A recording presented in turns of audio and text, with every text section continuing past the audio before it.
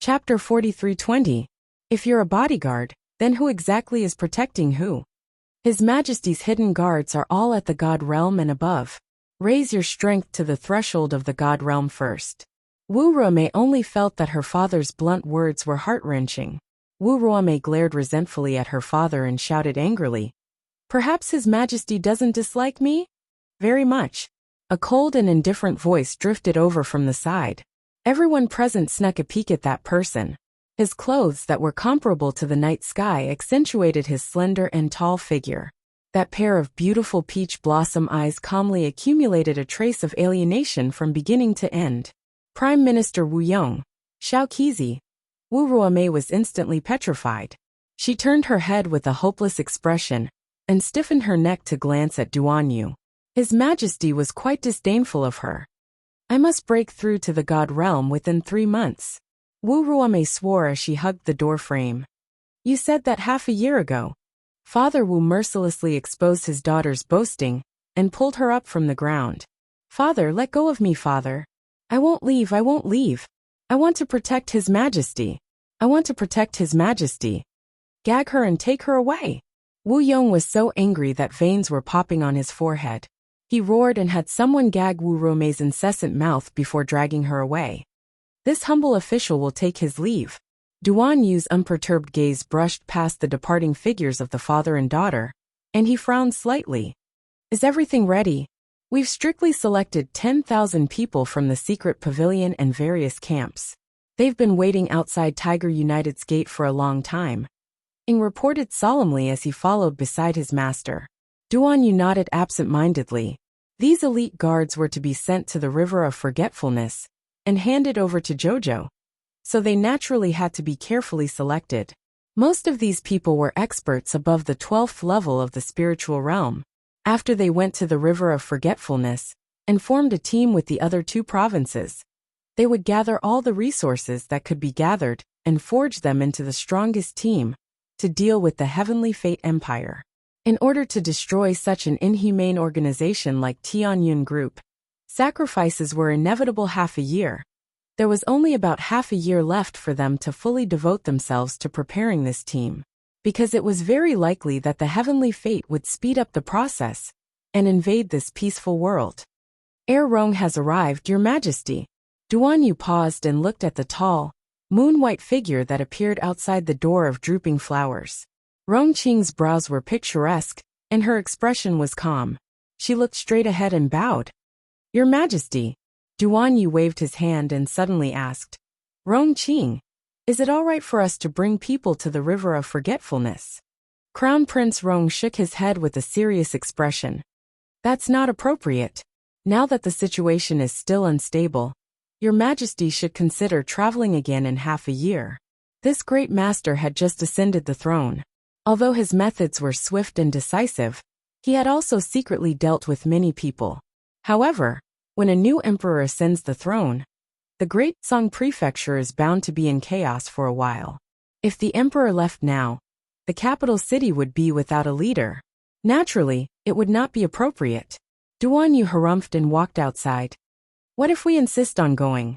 This humble subject is willing to do it for you." "Huh, who wants you to do it for me?" Rong Qing followed behind him for a while. When she saw that he didn't speak, she couldn't resist saying, "This subordinate can send a message to Your Majesty every day to report the River of Forgetfulness's situation. Also, I can inform Your Majesty about Miss Qiao's recent situation." Chapter 43:21. Duan Yu paused in his steps and glanced at Rong Qing, who was standing next to him. "Who said we missed her?" Vassal Prince Rong glanced at His Majesty aloofly and replied honestly, "Your Majesty said it yourself." "Nonsense. Why don't we remember saying that we missed her or something like that?"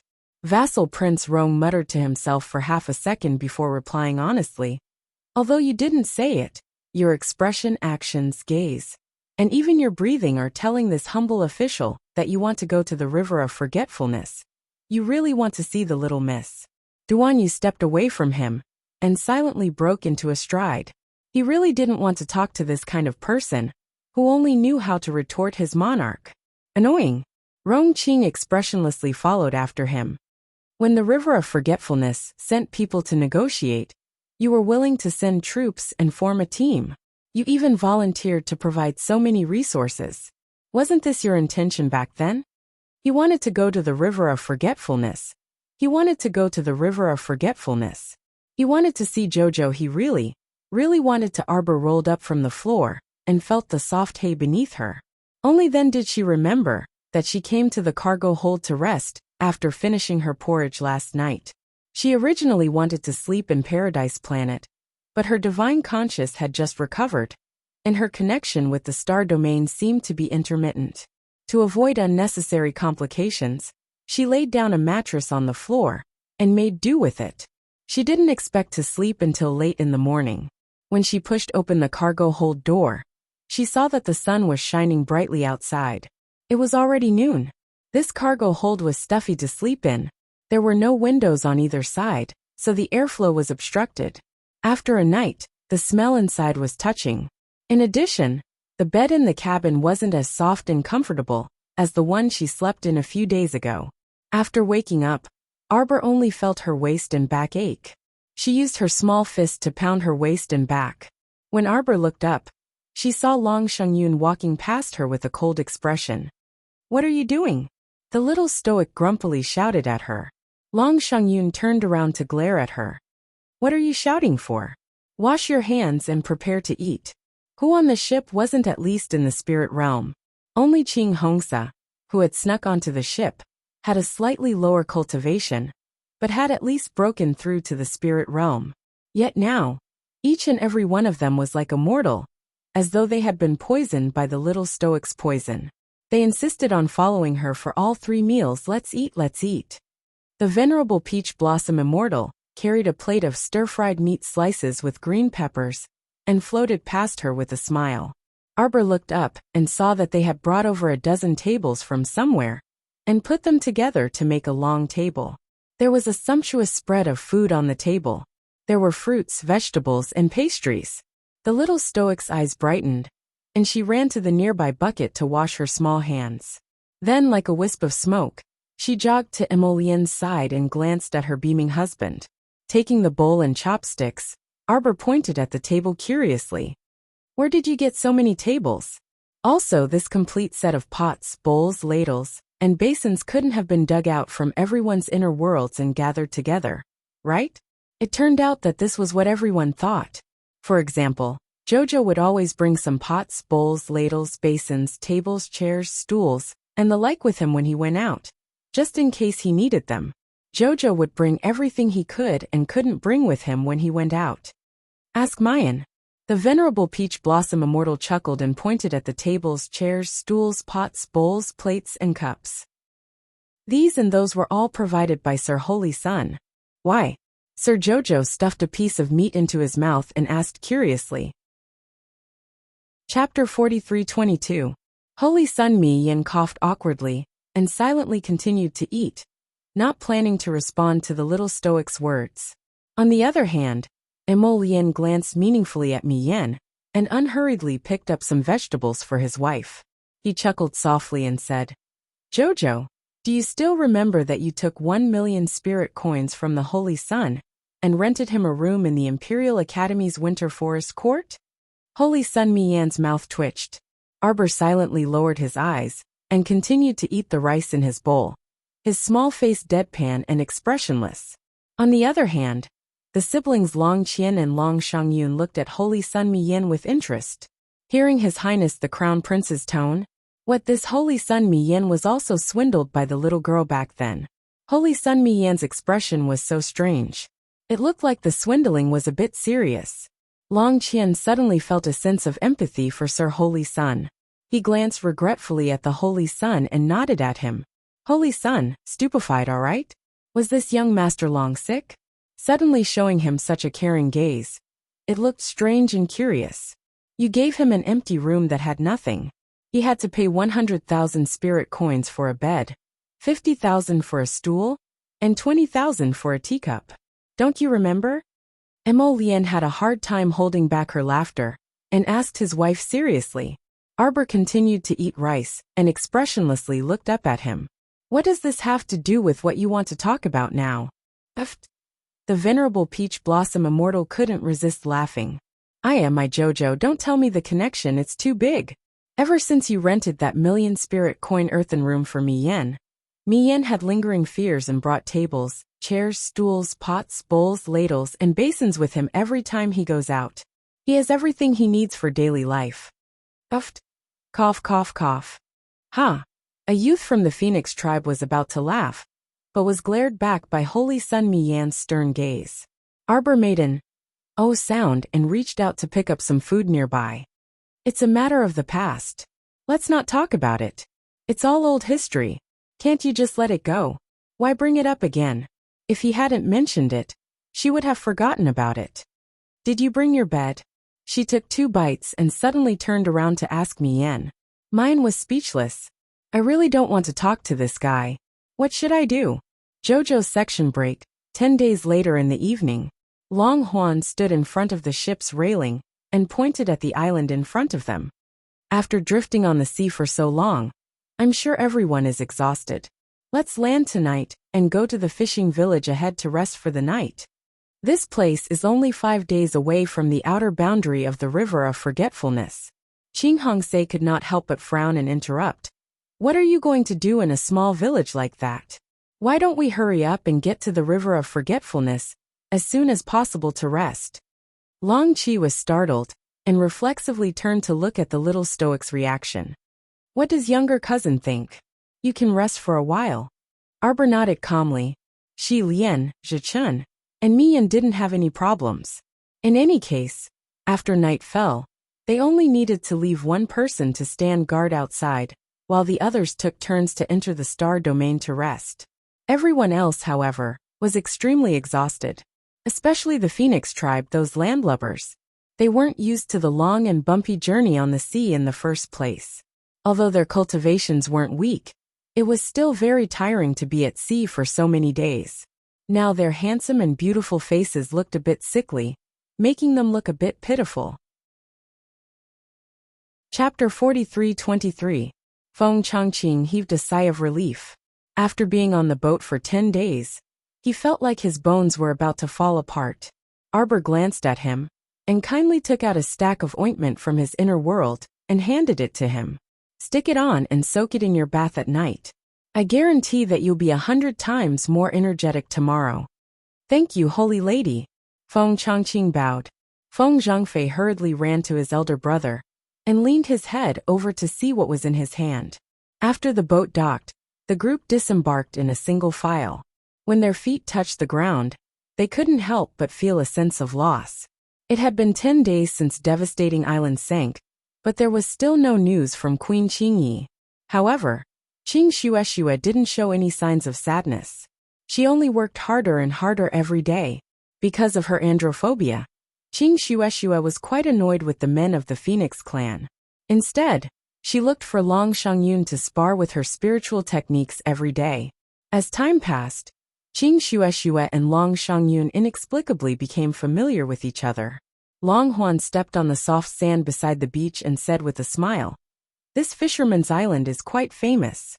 Many adventurer teams that go to our forgetful river Snow Ridge to train usually stay on this fisherman's island for a day or two to rest. So the business on this fisherman's island is usually very prosperous. Adventurer teams can be seen everywhere on the island."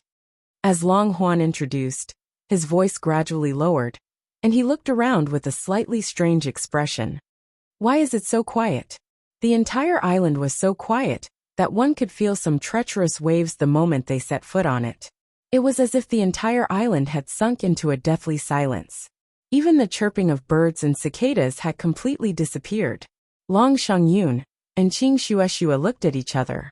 They both took 2 steps back and almost stepped into the sea behind them. Didn't you say that this is a place where adventurers stay? Qing Hongse looked around vigilantly. Why isn't there any sound at all? Arbor raised his eyebrows and suddenly asked, how can we prevent them from blocking our divine sense the moment we meet? The sudden appearance of the mirror image array had locked her divine sense, so it was very difficult for her to move afterward. Therefore, Arbor wanted to know how to prevent trouble before it happened. If in the future, Whenever she met someone from the heavenly fate realm, they would use this kind of spirit-locking formation on her. Wouldn't that be too much of a scam?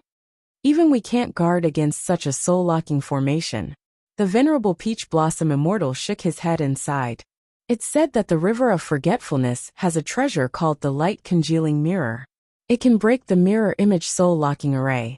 Long Huan looked at him speechlessly, but his expression was very respectful. Senior Immortal, the Light-Congealing Mirror is an item recorded in ancient books. Although we have heard about it since we were young, we have never seen it before. By the way, is there a place called Snow Ridge near the River of Forgetfulness? Yes, the holy land of Snow Ridge is undulating, and half of it surrounds our Sea of Forgetfulness. It's the most popular place for adventure teams to go. Long Yin nodded. Then do you know that there is a divine artifact master hiding under the snowy mountains? He has the heavenly forging cauldron, which is ranked second in the world. Ah! Long Huan was surprised. Is it Senior Scattered Light? Scattered Light. Arbor murmured this person's name. He is a descendant of Xuanji? Long Huan's expression flickered. You know Ancestor Xuanji? Ancestor Xuanji? This time, it was Arbor's turn to be stunned. A thought flashed across his mind. Her surname is Long? Long Xuanji. Tomorrow, I will catch up on my sleep. Chapter 43-24. This divine artifact master, Mi Guang, should be one of the first-generation disciples of the Xuanji sect. A divine artifact master, who lived under the forgetful river Snow Ridge all year round. She wondered if she would meet him on this trip. Arbor glanced at Long Qian hesitantly. Senior Xuanji, is it really your ancestor? Of course. Long Qian nodded and said seriously. Ancestor Xuanji is the most outstanding ancestor in the family. How could I joke about this matter? Cousin, you've heard about your ancestor? Long Qian's eyes flashed, and he could not help but size up Arbor. She had heard more than that. Arbor could not help but feel a little bitter when she thought of this. Could it be it was the power of the bloodline that attracted her to the Xuanji mystic realm, to obtain the Xuanji core? Everything was guided by the bloodline. It was just like when she entered her mother's mystic realm and found her mother's remains. It was as if the heavens were guiding her. Although she was resentful towards the Forgetful River Dragon clan, she did not expect that she had already received the goodwill of the Forgetful River Dragon clan's ancestor before this. This made her feel rather conflicted. Should she let go of her feelings and not dwell on the past? Emolian was the clearest about the Xuanji core. Hence, he could clearly sense Jojo's emotions at this moment. Raising his hand to hold her small hand, Emolian said gently, "Let nature take its course. Why should she be so conflicted?" In that case, Jojo was also a direct descendant of Senior Xuanji. It seemed that it was not entirely fate that allowed her to obtain the Xuanji core. No wonder when Senior Xuanji gave Jojo 3 missions in the mystic realm, he added that she should try her best to help those weak mermen. Long Xuanji and Long Chuan were originally family. Arbor shook her head slightly and walked towards the fisherman's island. Hey! Long Shangyun suddenly tugged at her sleeve. This island is strange. Are we still going up? Yes, let's go and take a look. Arbor nodded and led the group towards the island. It was very quiet all around. Even the barking of dogs and the crowing of chickens could not be heard.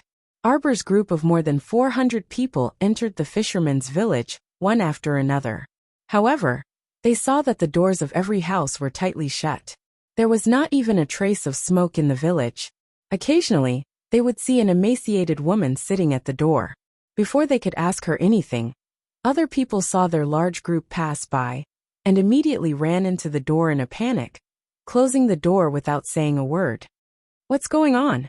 Qing Hongse said unhappily. We're not ghosts. Is there a need to hide when you see us?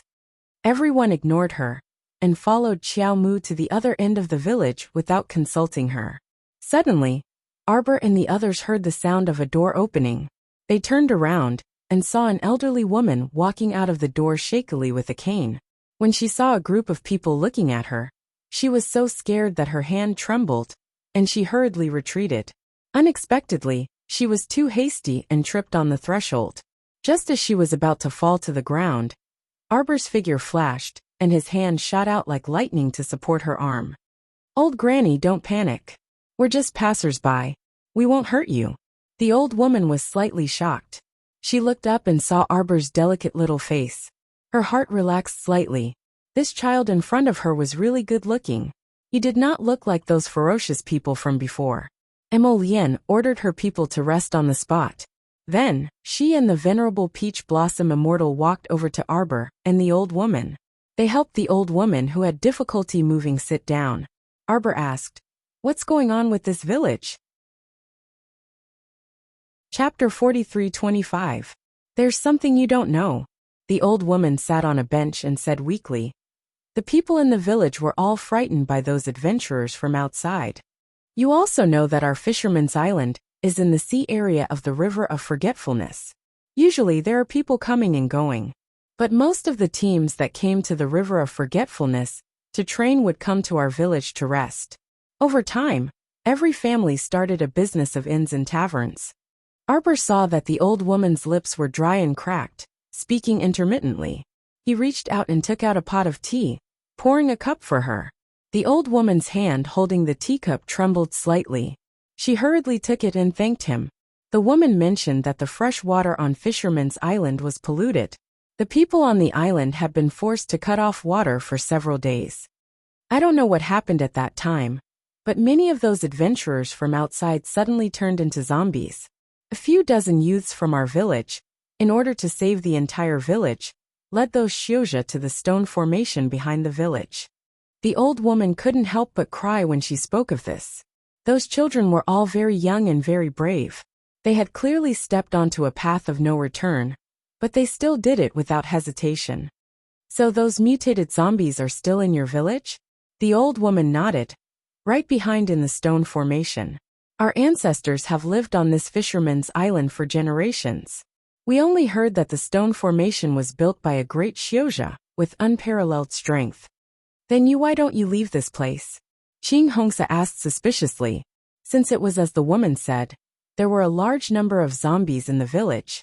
Then why were these people still foolishly staying here and not running for their lives? Arbor said indifferently. If normal people want to leave, they naturally need a boat. Could it be that they could summon flying spirit beasts or use flying spirit tools? They didn't have any. Just now on the way here, the village was filled with ordinary old and weak women and children. There were no boats leaving the island. Did they want these people to make a raft and float all the way to the River of Forgetfulness? What a wild fantasy. Qing Hongse curled her lips awkwardly and turned her head to look elsewhere. She muttered softly. Even so, we can't just stay on this island and wait for death. Humans were seeking to live, not to die.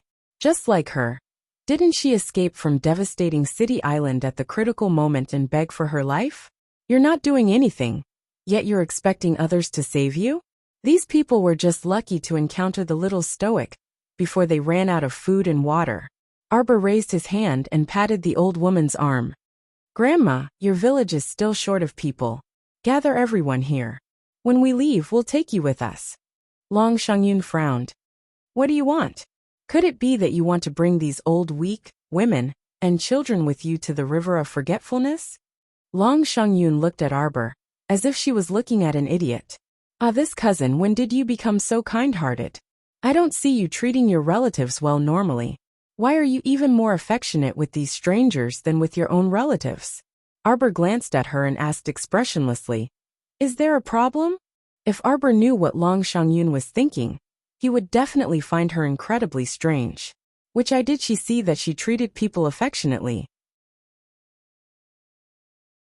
Chapter 43:26. This is a big problem. Long Shangyun rolled her eyes and could not help but say, What do you know? Not everyone can casually go to the River of Forgetfulness. Mortals like these cannot enter our River of Forgetfulness realm. Arbor looked up at her. The latter waved at her in exasperation. There is no use in saying so much. You will know when you go. Long Huan did not refute her sister this time. She nodded at Arbor and said, That is true. It is very difficult for mortals to enter the River of Forgetfulness. Even if clan leader is lenient and agrees to give them a pass, these mortals still need a talisman to enter the River of Forgetfulness with their physical conditions. Long Huan shrugged and said, It is very difficult to obtain. Long Shengyun nodded again. It is difficult enough for normal Xiuzha to enter the river of forgetfulness. You still want to bring a group of mortals in? Impossible. It is as difficult as ascending to heaven. Arbor asked expressionlessly. What is so difficult about using the storage talisman to bring them in? Could they go into the water? Or could they not pass through the river of forgetfulness realm? They were all in the storage talisman. What other problems could there be? It was just an excuse. They did not want to accept these troublesome fishermen at all. Long Shengyun was speechless. She looked dazedly at her for a moment before saying in exasperation, in short, it is not possible. The old woman saw that they were about to quarrel, and hurriedly advised from the side. Everyone, do not quarrel over this old woman and others. If we can get rid of those evil beings behind the island, maybe we can continue to survive on this island. The water source of your island has been destroyed. It is impossible to continue to stay here. Arbor looked seriously at the old woman. Do not worry. Go gather people first. Yes. The old woman stood up shakily. Arbor called, and had Feng Zhangfei help the old woman to gather people.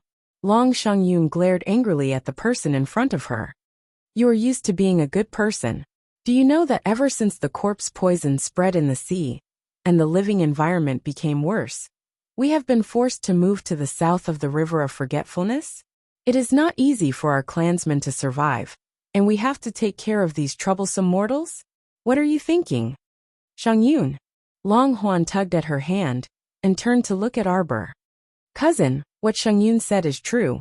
Furthermore, the river of forgetfulness is indeed not suitable for ordinary humans to live in. You will understand once you go there. How about this, cousin? I'll send someone to send them out of the sea and settle down in a nearby city. But Long Huan glanced at Arbor and said, we need to leave this cargo ship to them. For the rest of the journey, I'll have to rely on my cousin's cough. Qi Xiao Tsonglong. What do you think? Long Shengyun's eyes lit up as she looked at Arbor. She had had enough of this cargo ship. Her arms and thighs were so sore from sleeping last night that she felt like dying. He might as well sleep on the little stoic's bamboo couch. Not only was it clean and refreshing, but there was also a cotton quilt on top of it. He could pass the night comfortably and needn't worry about anything. That's right. Can we not charge for it? Long Shi asked weakly. When he saw Sir Jojo glance at him, he hastily added, or we can charge less. After all, they wanted to commandeer Sir Jojo's ship, because they wanted to do a good deed. If they had to fork out their own money to rent Qi Xiao Tsonglong, then they would be too innocent. Chapter 43:27. Long Shengyun glared at her brother. Her brother was becoming more and more obsequious in front of the stoic face. It was truly an eyesore. Arbor glanced at the siblings, and looked up when she heard footsteps. She saw the elderly woman leading a group of about 70 to 80 old, weak women, and children in front of them, and saluting in unison. No need to be so courteous. Arbor nodded indifferently, and turned to look at Long Qian, who was sneaking glances at her. Find a few more people to take them back and settle them down. Long Qian sighed in relief, and a happy expression appeared on his face. Okay. He had thought that his cousin was going to oppose him again, and stubbornly take these people back to the river of forgetfulness. He didn't expect her to be so easy to talk to and agree immediately. Cousin, don't worry. I will definitely take care of this matter properly. I will definitely take these people to the seaside city, and settle them down properly. Arbor nodded expressionlessly. Perhaps it was because they were used to her expressionless attitude. But Long Qian and his sister didn't think much of it, so you'll get used to it after looking at it for a while, right? In the past, they might have thought that the damned stoic face was always stoic, as though someone owed her millions of spirit coins. They really wanted to tear off her stoic face and viciously stomp on it a few more times before giving it a good beating. But now they might think, oh, isn't it perfectly normal for a stoic face to always be stoic? Long Qian called over 4 or 5 strong men from the dragon clan, and instructed them to take the old, weak women, children, and the boatmen back with them. There was still a lot of food left on the ship, and it was all left for them. Calculating the time, These supplies would be enough when they returned to the seaside city. The old woman and the old weak women and children on the island originally thought that they were going to die here. But they didn't expect to see a glimmer of hope at the end of the tunnel. They naturally thanked Arbor and the others profusely. Ching Hongsa couldn't help but mutter, "If we leave all that food to them, what will we do in the future?" Third sister, "We cultivators won't starve to death, even if we miss out on a few meals." Ching Hongsa was a little dissatisfied. Why did she have to pay for food in order to take care of a few strangers, after she had fled so bitterly? That ship of supplies was prepared by the queen in advance, and it was given to an outsider for free. Arbor ignored her. This Ching Hongsa, other than having a foul mouth and being selfish, didn't have much else. If she didn't pay attention to her, over time, this person would naturally shut her mouth. Besides, they had also used a lot of the supplies on the ship in the past 10 days. They were all ordinary living utensils, food, fruits, and the like. What was there to feel bad about? Previously, young Lord Long had spent a lot of money in sovereign capital to purchase high-grade goods from Kaidai Veranda and Precious Painting Workshop. She had stored them in a storage talisman without using them. What golden silk veil, fine satin quilt. It was just the right thing to use to spread out his crimson firmament blue wave boat and live a comfortable life. Do you want to take a look at the stone array at the back? To be honest, Long Huan was quite curious. What kind of powerful Xiuzha could set up such a powerful stone formation behind the village?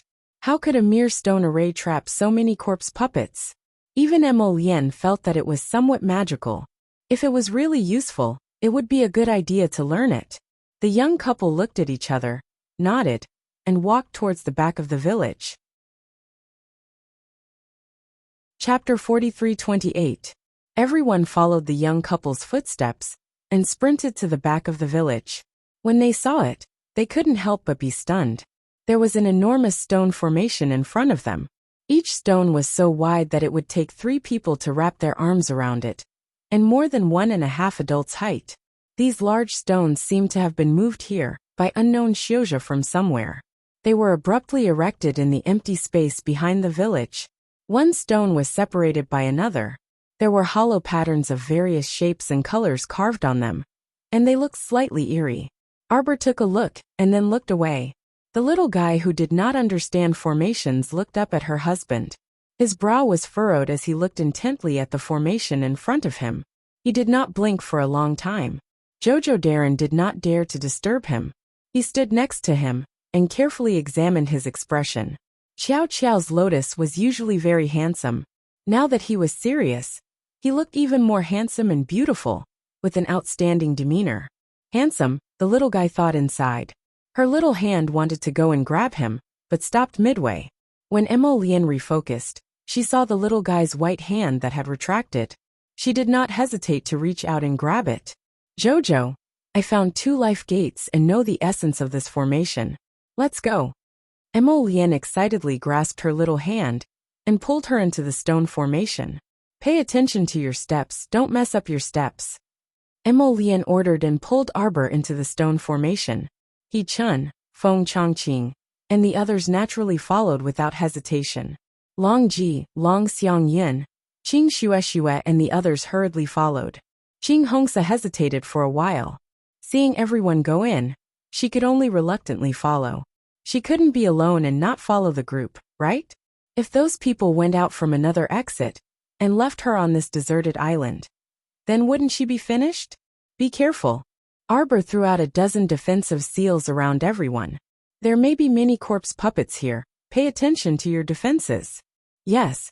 Everyone nodded warily and followed behind Mo Lien and Arbor. Apart from following them with full concentration, they also had to spare a portion of their spiritual awareness to check if there were any approaching corpse puppets. Didn't the young adults on the fisherman's island trap the zombies of the adventurers in this stone array? Why haven't we found a single corpse along the way? Long Shengyun couldn't help but ask. "Don't slack off," Arbor said calmly. Long Shengyun rolled her eyes. Suddenly, her pupils constricted as she saw a white figure pounce out from the side, heading straight for her neck. That thing's pale face, coupled with its distorted facial features, almost caused Long Shengyun to be distracted and vomit. When Long Shengyun saw that the corpse puppet had already arrived in front of her, she summoned her sword from her consciousness with a clang. When she killed the corpse puppet, she had just exhaled a breath of air when she suddenly froze. Countless strange white birds jumped out from the corpse puppet's exploded body. One of them opened its beak and tried to bite her arm. In the blink of an eye, a black gold arrow brushed past Long Shengyun's arm and instantly shot through the strange bird's neck. Everyone raised their swords to kill the white corpse birds that flew over. Suddenly, a milky white fog appeared in front of them, enveloping everyone in it in an instant. They couldn't even see their own fingers. Chapter 43:29. Jojo's Lotus? Arbor immediately reached out to grab the wrist of the man next to her. However, she was instantly displeased when she grabbed nothing but air. Where did Jojo's Lotus run off to in such a short time? Her footsteps were light, and she didn't panic as she walked through the layers of white mist. She casually released an arrow and disposed of a panting zombie. She inwardly thought. The zombies trapped in this stone's white mist formation seemed to be low-level creatures. It shouldn't be difficult for the Feng tribe youths to deal with them, so there's no need to worry about them getting injured. Arbor closed her eyes and shot several zombies' heads in succession. As usual, she picked up the crystal cores on the ground and tossed them into her small pouch. These zombies didn't produce higher-level black crystals in their heads. It seemed that it was because they took different medicinal liquids. She could basically confirm now that people who took ordinary basic mutated medicinal liquids couldn't become high-level zombies, even after they turned into zombies. If they wanted to become high-level level 2 zombies, or above, they had to take mutated medicine. After taking it, the embryonic form of black crystals would probably gradually form in their heads, and the black crystals would become more and more solid after repeated improvements. She wondered how much superhuman's abilities would improve after absorbing this kind of black crystal.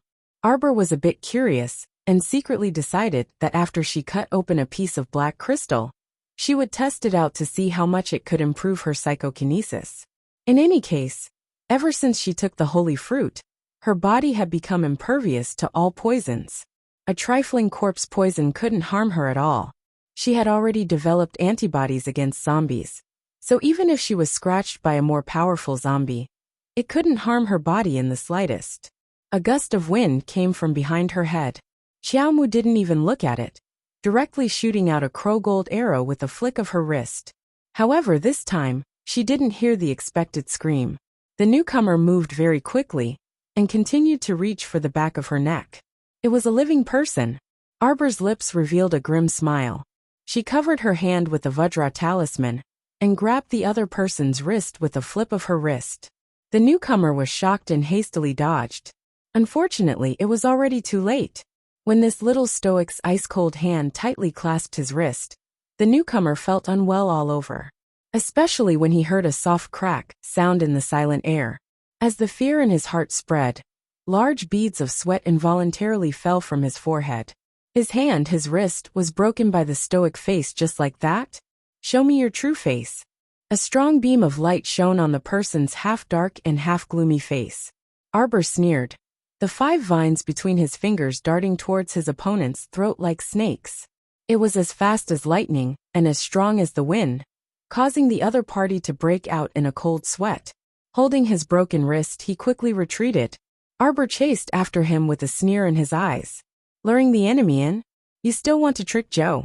Who was it that was so stupid to impatiently make a move?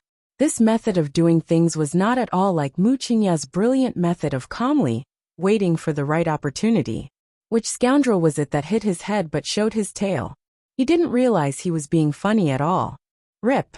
A spirit-binding rope abruptly landed on Arbor's body and tightly wrapped around him 7 or 8 times. The other end of the rope was held by the person with the broken wrist. Right now, he was looking at her with a smug expression, as if victory was already in his grasp. Chapter 43:30. Arbor could clearly see this person's face hidden behind the stone array, half in light and half in shadow. It was a very delicate face, but at this time, because of the pain, that face had long been distorted into a rather ugly appearance. She had seen this face not long ago. It was the person who had given her a trace of a nightmare from her previous life, in Sheng Jiawei's battle arena, the moment they met. Jiawei Academy's Buyi? The one who followed beside Li Xiangbei. Arbor hooked her lips. What? Has Tianyan set his sights on Jiawei Academy again? Tianyan had sent people everywhere to hide in aristocratic academies, to search for more talents, for his organization to test medicine, right? Buyi clutched his broken left wrist, looking coldly at Arbor and said fiercely, Arbor, I've been waiting for you for a long time. The grudge between the two of them had grown big. Originally, 2 fingers on his hand had been broken by the Crown Prince's people because of this woman. Now that his entire wrist was broken, new and old grudges added together. It really made one abnormally angry. Waiting for me? Arbor looked up at his incomparably loathsome face. Where does your confidence come from? Buyi snorted coldly, shaking the spirit-binding rope in his hand. This is not an ordinary spirit-binding rope. It's more than enough to bind a divine realm cultivator like you. Are you sure? Arbor stared coldly at the other. The slender fingers stuck to her side moved slightly, and instantly felt the spirit-binding ropes binding on her body gradually tighten. Buyi snorted lightly. I said don't waste your energy, you can't escape. Let me think, how should I take you away? Is it more convenient to let you fall asleep, or to just break your legs? Arbor's cold eyes looked directly at the other. Her lips curled slightly, and a mocking sneer appeared. Humph. I think you won't shed tears until you see the coffin. Buyi was directly angered by her disdainful gaze, and an arc of light in his hand swept towards Arbor's knees. Arbor's eyes gradually turned cold. His limbs were tied up, and he couldn't move his body. He felt as if something heavy was dragging him. Several defensive talismans appeared in front of him, and the power of the talisman enveloped his body, blocking the sword of Bayan time. Startled Swan jumped out, and with a buzzing sound, it cut open the spirit-binding rope on her body. In just a few seconds, Arbor had already broken free. His figure leaped forward, and the startled swan dagger shone with a sharp aurora. It was cold and sharp like a line of snow, and it instantly cut open the clothes on Bai's chest. The man lowered his head and saw that his clothes were wide open. There was a torn wound on his skin, and blood was flowing down. What a sharp dagger! Bai took a deep breath and suddenly felt very annoyed. He didn't expect that after just a few rounds, he would be injured by this woman again and again. Now, even the spirit-binding rope couldn't bind her? Therefore, this dagger of hers must be an unstoppable divine artifact. Damn it! Bai's eyes darkened, and a layer of divine armor covered his upper body. The long sword in his hand was also covered with ice crystals, and he suddenly swung the dagger in front of him. He spun around and kicked, and Bai flew into the air. The sword in his hand exploded, and he still slashed towards the little girl's legs. Of course, he didn't want her to die. He wanted her to live a life worse than death.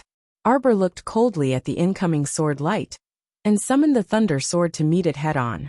Suddenly, she heard a flutter of clothes, and Emo Lian's cold handsome face instantly blocked in front of her, and he summoned the black moon with a backhand. A long cry cut through the air, and the dark sword light of the black moon blocked Bai's fierce attack. Chapter 43-31. How did this person get here so quickly? Buyi was shocked, and his gaze flickered. This stone array had been modified by the array formation master he had brought with him, who had added some new things. He sneaked onto Fisherman's Island with his men without informing anyone, all for the sake of silently waiting there. After waiting here for 2 days, he had the formation master reinforce the stone formation. That was why the zombies could not escape. Otherwise, how could the original formation trap the zombies for so long?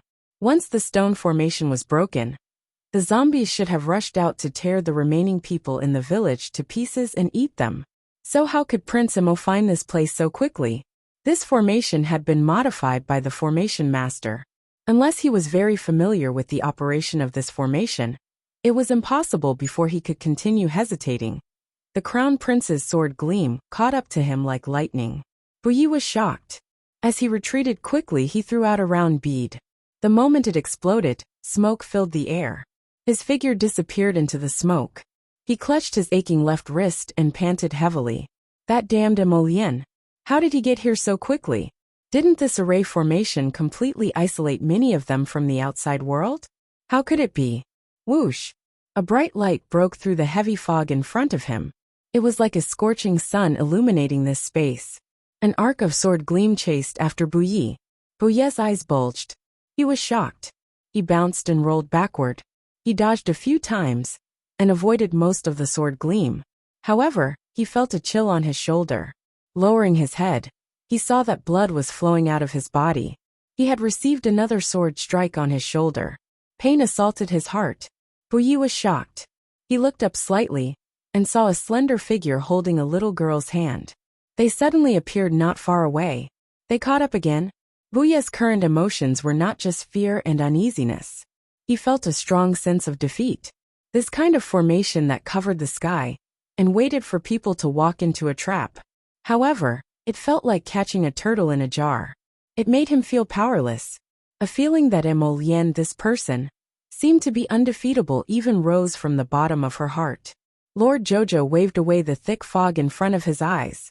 With one hand holding the crown prince's hand, he quickly passed through the fog formation. At a glance, he saw the ashen-faced Bai. Humph! Bouilly suddenly raised his hands and shouted. Grandmaster Chu changed the formation. As soon as he finished speaking, he quickly disappeared into the stone formation behind him to the left. Emolien tightened her grip on Arbor. She looked coldly at the changing scenery in front of her. The original stone formation was suddenly filled with black chi. Ghostly wails and howls could be heard everywhere. It was as if the place in front of them had suddenly turned into a desert in hell. Countless ghostly hands passed through the thick fog and grabbed at the two of them. Emolien pulled the little fellow into her arms and single-handedly controlled the Black Moon sword to cut through the thick fog and cut off a claw. Seeing countless zombies pouncing at him from all directions, he swiftly lifted the little stoic up, allowing her to soar into the air. His movements were extremely fast as he leaped into the dense black ghost hand formation. His sword gleam filled the air, and holy power lingered around him. The little stoic looked down from midair and saw him moving gracefully like a startled swan and a swimming dragon. His figure shuttled through the dense black chi formation. Wherever his sword gleam went, it was as if it could split mountains, split seas, and split stars. Black chi scattered in all directions, and the ghostly wails and howls transformed into waves of tragic howls. Wherever the Black Moon sword gleam passed, it exterminated a swath of evil beings. It was so fast that it was dazzling. Chapter 43-32. In just a moment, the fog array was swept away by the Crown Prince's tyrannical power. The stone array crumbled into pieces, and the sound of explosions could be heard everywhere. Sir Jojo landed on the ground expressionlessly. Before he could steady himself, he was pulled into Prince Mo's arms again. He looked her up and down. Is something the matter? What could happen to her? She didn't even lift 2 fingers from beginning to end. If something happened, it must be because she was too bored. Emolien lowered his head and smiled at her. He patted her back. Don't be afraid. Arbor couldn't help but look down and roll his eyes. He didn't know which eye of his husband saw that she was afraid. Sir Jojo's gaze focused on a place under his feet. He raised his hand and pointed. Chase. Okay. Emolien nodded. He turned to look at the center of the stone array. There was a big hole. This should be the underground passage to the beach. Arbor frowned slightly. We can't let that person escape. He can't escape. Emolien didn't pull his wife down to chase after him. He just reached out his hand and pushed gently. A black fire that seemed to have a spirit instantly came out of his palm and chased into the hole. It chased deep underground at an extremely fast speed. Let's go. Emolien held his wife's small hand and squeezed it gently. This boy must have something to rely on if he dared to come here and cause trouble so presumptuously. Who did he think a broken array could trap? The Crown Prince's eyes were cold. He picked up his wife and swayed lightly. A hole suddenly appeared in the void in front of them. The two of them disappeared without a trace. On the other side, Bai and his group were like stray dogs as they passed through the secret underground passage. The dozens of Heavenly Fate disciples behind them screamed in horror. They scrambled out of the secret passage with Bai's deputy hallmaster.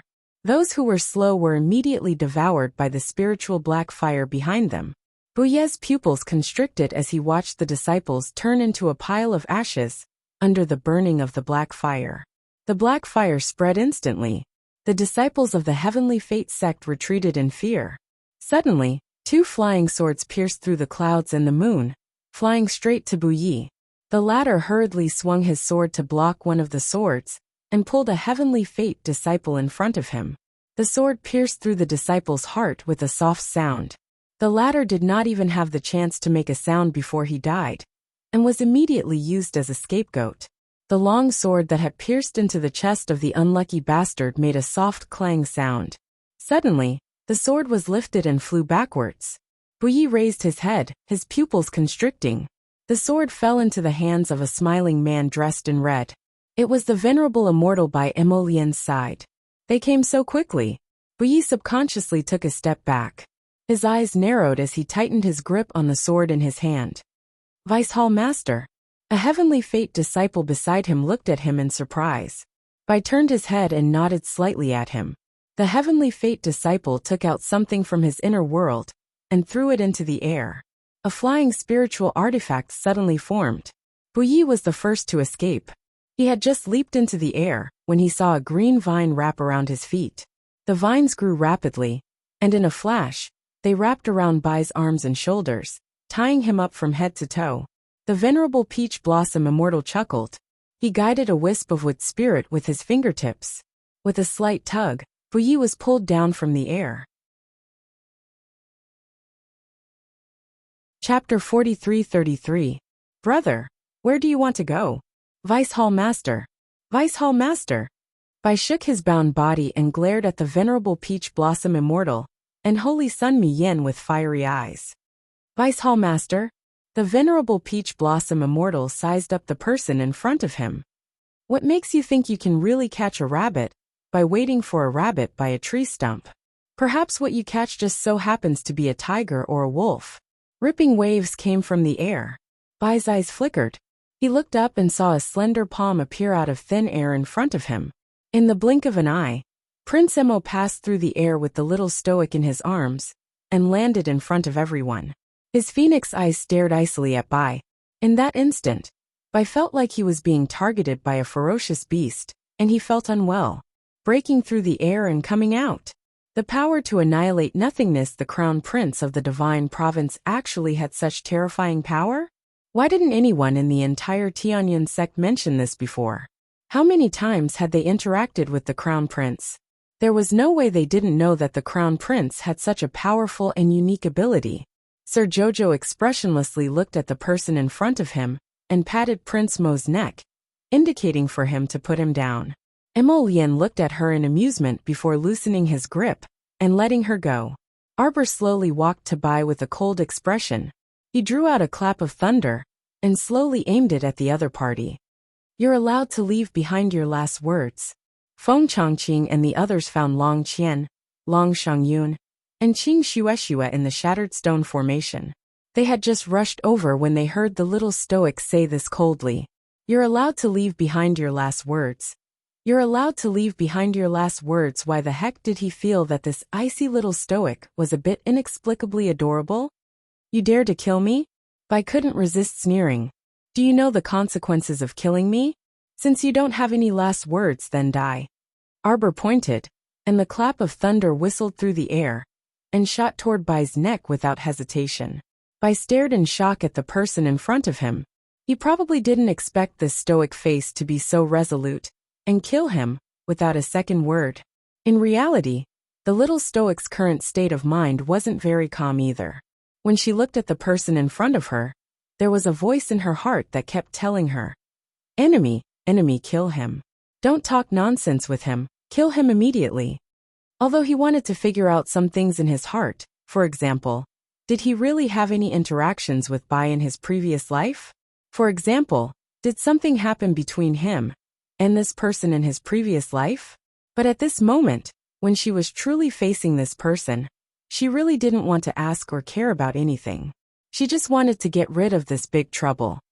She, with a soft sound, a flying sword suddenly drilled out in front of Bai and quickly split apart Arbor's thunder sword. Sudden thunder shook and was summoned back to Arbor's hand, clasping it between his fingers. She leaped into the air, ice crystals and water spirits emerging from her hands. They rustled like flying blades as they rushed towards Buyi. Wait, stop. Buyi suddenly realized that the stoic face in front of him wasn't joking with him. She really wanted to kill him. So when she asked him if he had any last words, it really was the truth, and not a joke like other people. What right do you have to tell me to stop? Arbor glanced at him coldly. Although she didn't say anything, Buyi could clearly read the deep meaning in her cold eyes. Chapter 43-34. Don't you want to know who the mastermind behind Tianyin is? Arbor's eyes were mocking, and her lips curled. You know. Of course I know. Arbor stared icily at her, her entire body's water spiritual energy ready to be unleashed. Everyone saw a waterfall-like water curtain slowly rise behind her, which instantly solidified into an ice surface resembling an iron plate. Long Shengyun's gaze flickered, and a thought spun in her mind. The little stoic's control over the power of the five spirits had probably already reached the pinnacle of perfection. Someone about to die is merely spouting nonsense. Arbor raised her sword, and a rainbow-like sword light rapidly cut through the ice wall behind her. In less than a moment, everyone saw the ice surface crumble and transform into countless sharp ice spikes aimed directly at Buyi. Buyi's entire body was bound by the vines guided by the venerable Peach Blossom Immortal, and he simply couldn't struggle free.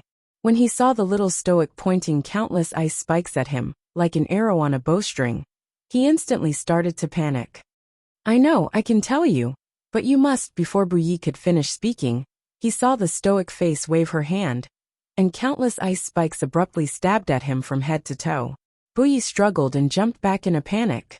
He used his divine perception to guide his flying sword, and slashed several ice spikes back and forth in front of him. However, he quickly discovered that there was practically no end to those ice spikes. Countless densely packed ice spikes gathered in one place, and directly nailed his flying sword to the ground. The remaining hundreds to thousands of ice spikes were like locusts passing through, swarming through his limbs and bones with clanging sounds. Buyi's entire body was corroded by the cold air, and he was rooted to the spot in a daze. Everyone clearly saw the berserk power of the sacred water scuttling back and forth in his body, wantonly destroying his dantian and meridians. In a flash, the cold air spread from Buyi's hair to his eyebrows, eyes, nose and mouth, all the way down to the soles of his feet.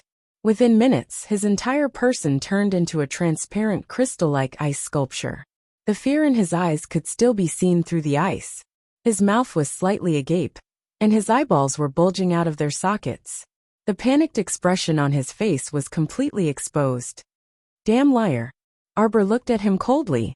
A mere vice hall master of a small branch of the Heavenly Fate organization dared to claim that he knew who the mastermind behind the Heavenly Fate organization was?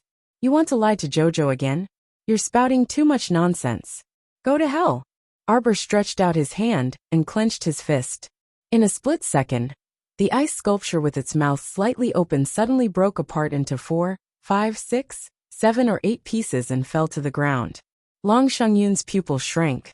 Qing Heis, who was behind him, sucked in a breath of cold air, and took a few steps back. When she raised her eyes again, she looked at Arbor with a hint of fear in her eyes. Arbor was a little too frightening. Tearing a person into pieces just because of a disagreement.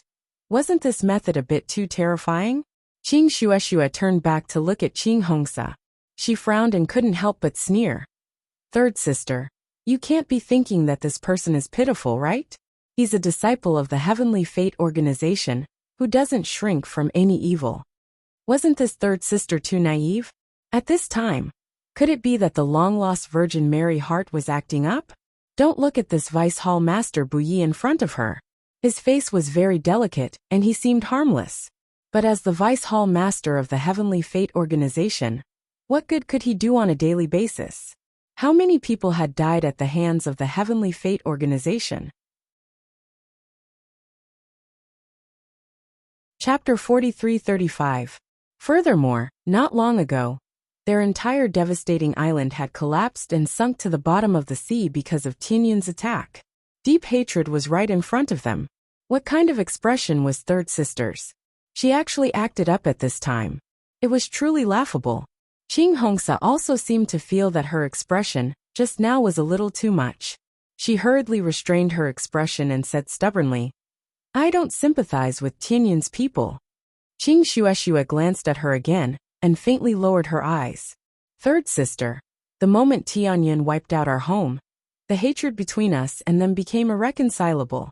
Seeing that the surrounding air was quiet, and no one spoke, Long Qinglong couldn't help but laugh. Long Huan could not help but clear his throat, then chuckled awkwardly and said, "Just now, our brothers from the Phoenix clan have cleaned up all the corpse puppets in the stone formation. We've already checked the surroundings. There are no more corpse puppets left." Long Shangyun said, "Since that's the case, let's leave now. Hurry up and let her board the Crimson Firmament Blue Wave ship to take a comfortable bath and sleep." She really didn't want to move a single finger. Just now, she had killed so many corpse puppets in Stone Town that her hands were almost sore. She originally wanted to rest on the island, but in the end, she had to fight again. How tiring.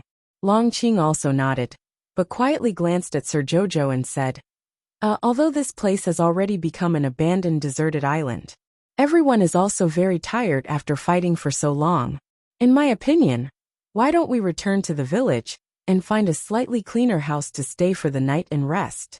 We'll set off tomorrow morning." They originally came to this island to rest. Now that they came up and fought, not only did they not rest, they were even more tired. "Big brother, you?" Long Shangyun looked at Long Qing strangely. When did Big Brother become so silly and adorable? Wasn't it better to rest on the Crimson Firmament Blue Wave? The Crimson Firmament Blue Wave ship moved steadily, as if it was on flat land. It didn't make people feel bumpy at all. The space on the ship was different. There were many rooms. Just randomly picking one would be very comfortable. Why did they have to find a place to stay on this lousy island? Wasn't this superfluous?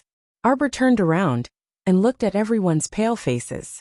His gaze shifted to young Master Long's travel-worn face. "Go rest on the red firmament blue waves." She glanced at him and said expressionlessly, "I won't charge you." Young Master Long heaved a sigh of relief, as though he had been granted amnesty. His eyes revealed traces of a smile as he cupped his hands towards Arbor and thanked her. "Many thanks for cousin's generosity. What were they waiting for? Let's set off quickly." Long Shangyun. Damn, so Big Brother was retreating in order to advance. Damn, she was wondering why Big Brother was so stupid. It turned out that he had learned to be smart. Qing Hongsa tugged on Qing Shueshue's sleeve. "Shueshue, what are they talking about? What scarlet firmament blue waves? Where are they going to rest? Why did the Long siblings look so happy and excited?" Arbor took out the sealing ball from his inner world and casually tossed it to the sea. Everyone saw a 3-story ship riding the wind and breaking the waves as it sailed down the river, creating a series of huge waves. The entire ship sank several feet into the sea and came to a steady stop. "Let's go." Long Shangyun waved at Qing Shueshue excitedly. Following Arbor and the others, they flew towards the Crimson Firmament Blue Wave. Great, they finally got rid of that lousy ship. They didn't have to sleep on the ground and on haystacks every day. Their backs were sore from sleeping. Yo, the future was promising. Chapter 43-36. This night had been too comfortable. After being tossed about on the dilapidated ship for so many days, and suddenly returning to a sacred weapon like the Crimson Firmament Blue Wave, she suddenly felt that this treatment and benefits simply couldn't be mentioned in the same breath as before. After a good night's sleep, Long Shangyun walked up to the deck to breathe in the fresh air, and couldn't resist stretching. When she turned around, she saw 2 tall and handsome men, one in red and one in white, walking down the spiral staircase. For a moment, she felt that nothing in the world was more beautiful than this. The man in red leaned against the railing and chuckled with a wine pot in his hand. The man in white was like a holy light shining on all things, and his expression was aloof. As the 2 people's eyes swirled, it was as if a myriad of afterlights were flowing down. The myriad colors in the world were all gathered around this damned stoic. Long Shangyun took a bite of the dried bun in her hand. Her nose twitched, and she smelled the fragrance of clear porridge. She walked forward without stopping and hastily followed the scent. Then, she saw an expressionless face in a moon-white robe appear in front of her. "What are you doing?" As expected, the little stoic immediately hollered at her. Long Shangyun speechlessly rolled her eyes, but her gaze followed the large pot of porridge in the little stoic's hand. "Washing my hands." The little stoic glanced at her disdainfully and walked past her. Long Shangyun turned around and bared her teeth at the little stoic's back.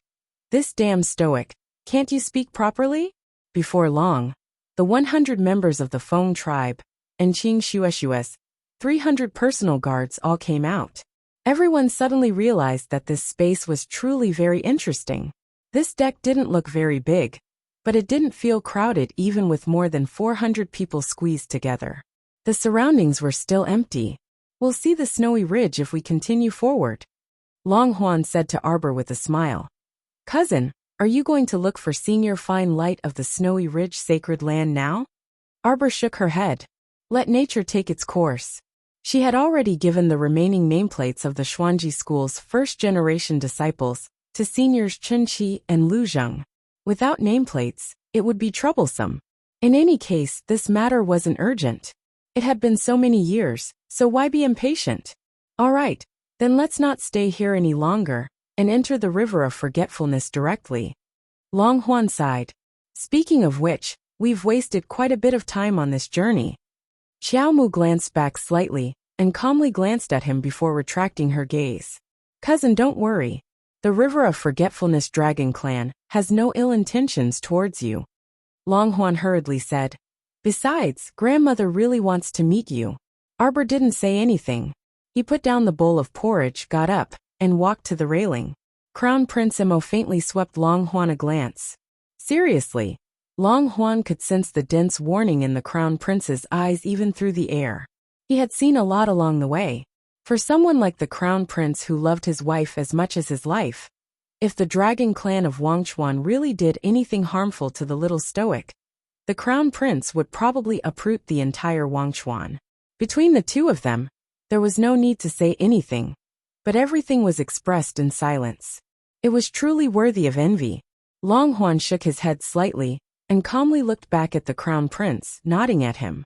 Emo Lien glanced at him before retracting his gaze and walking towards his wife's side.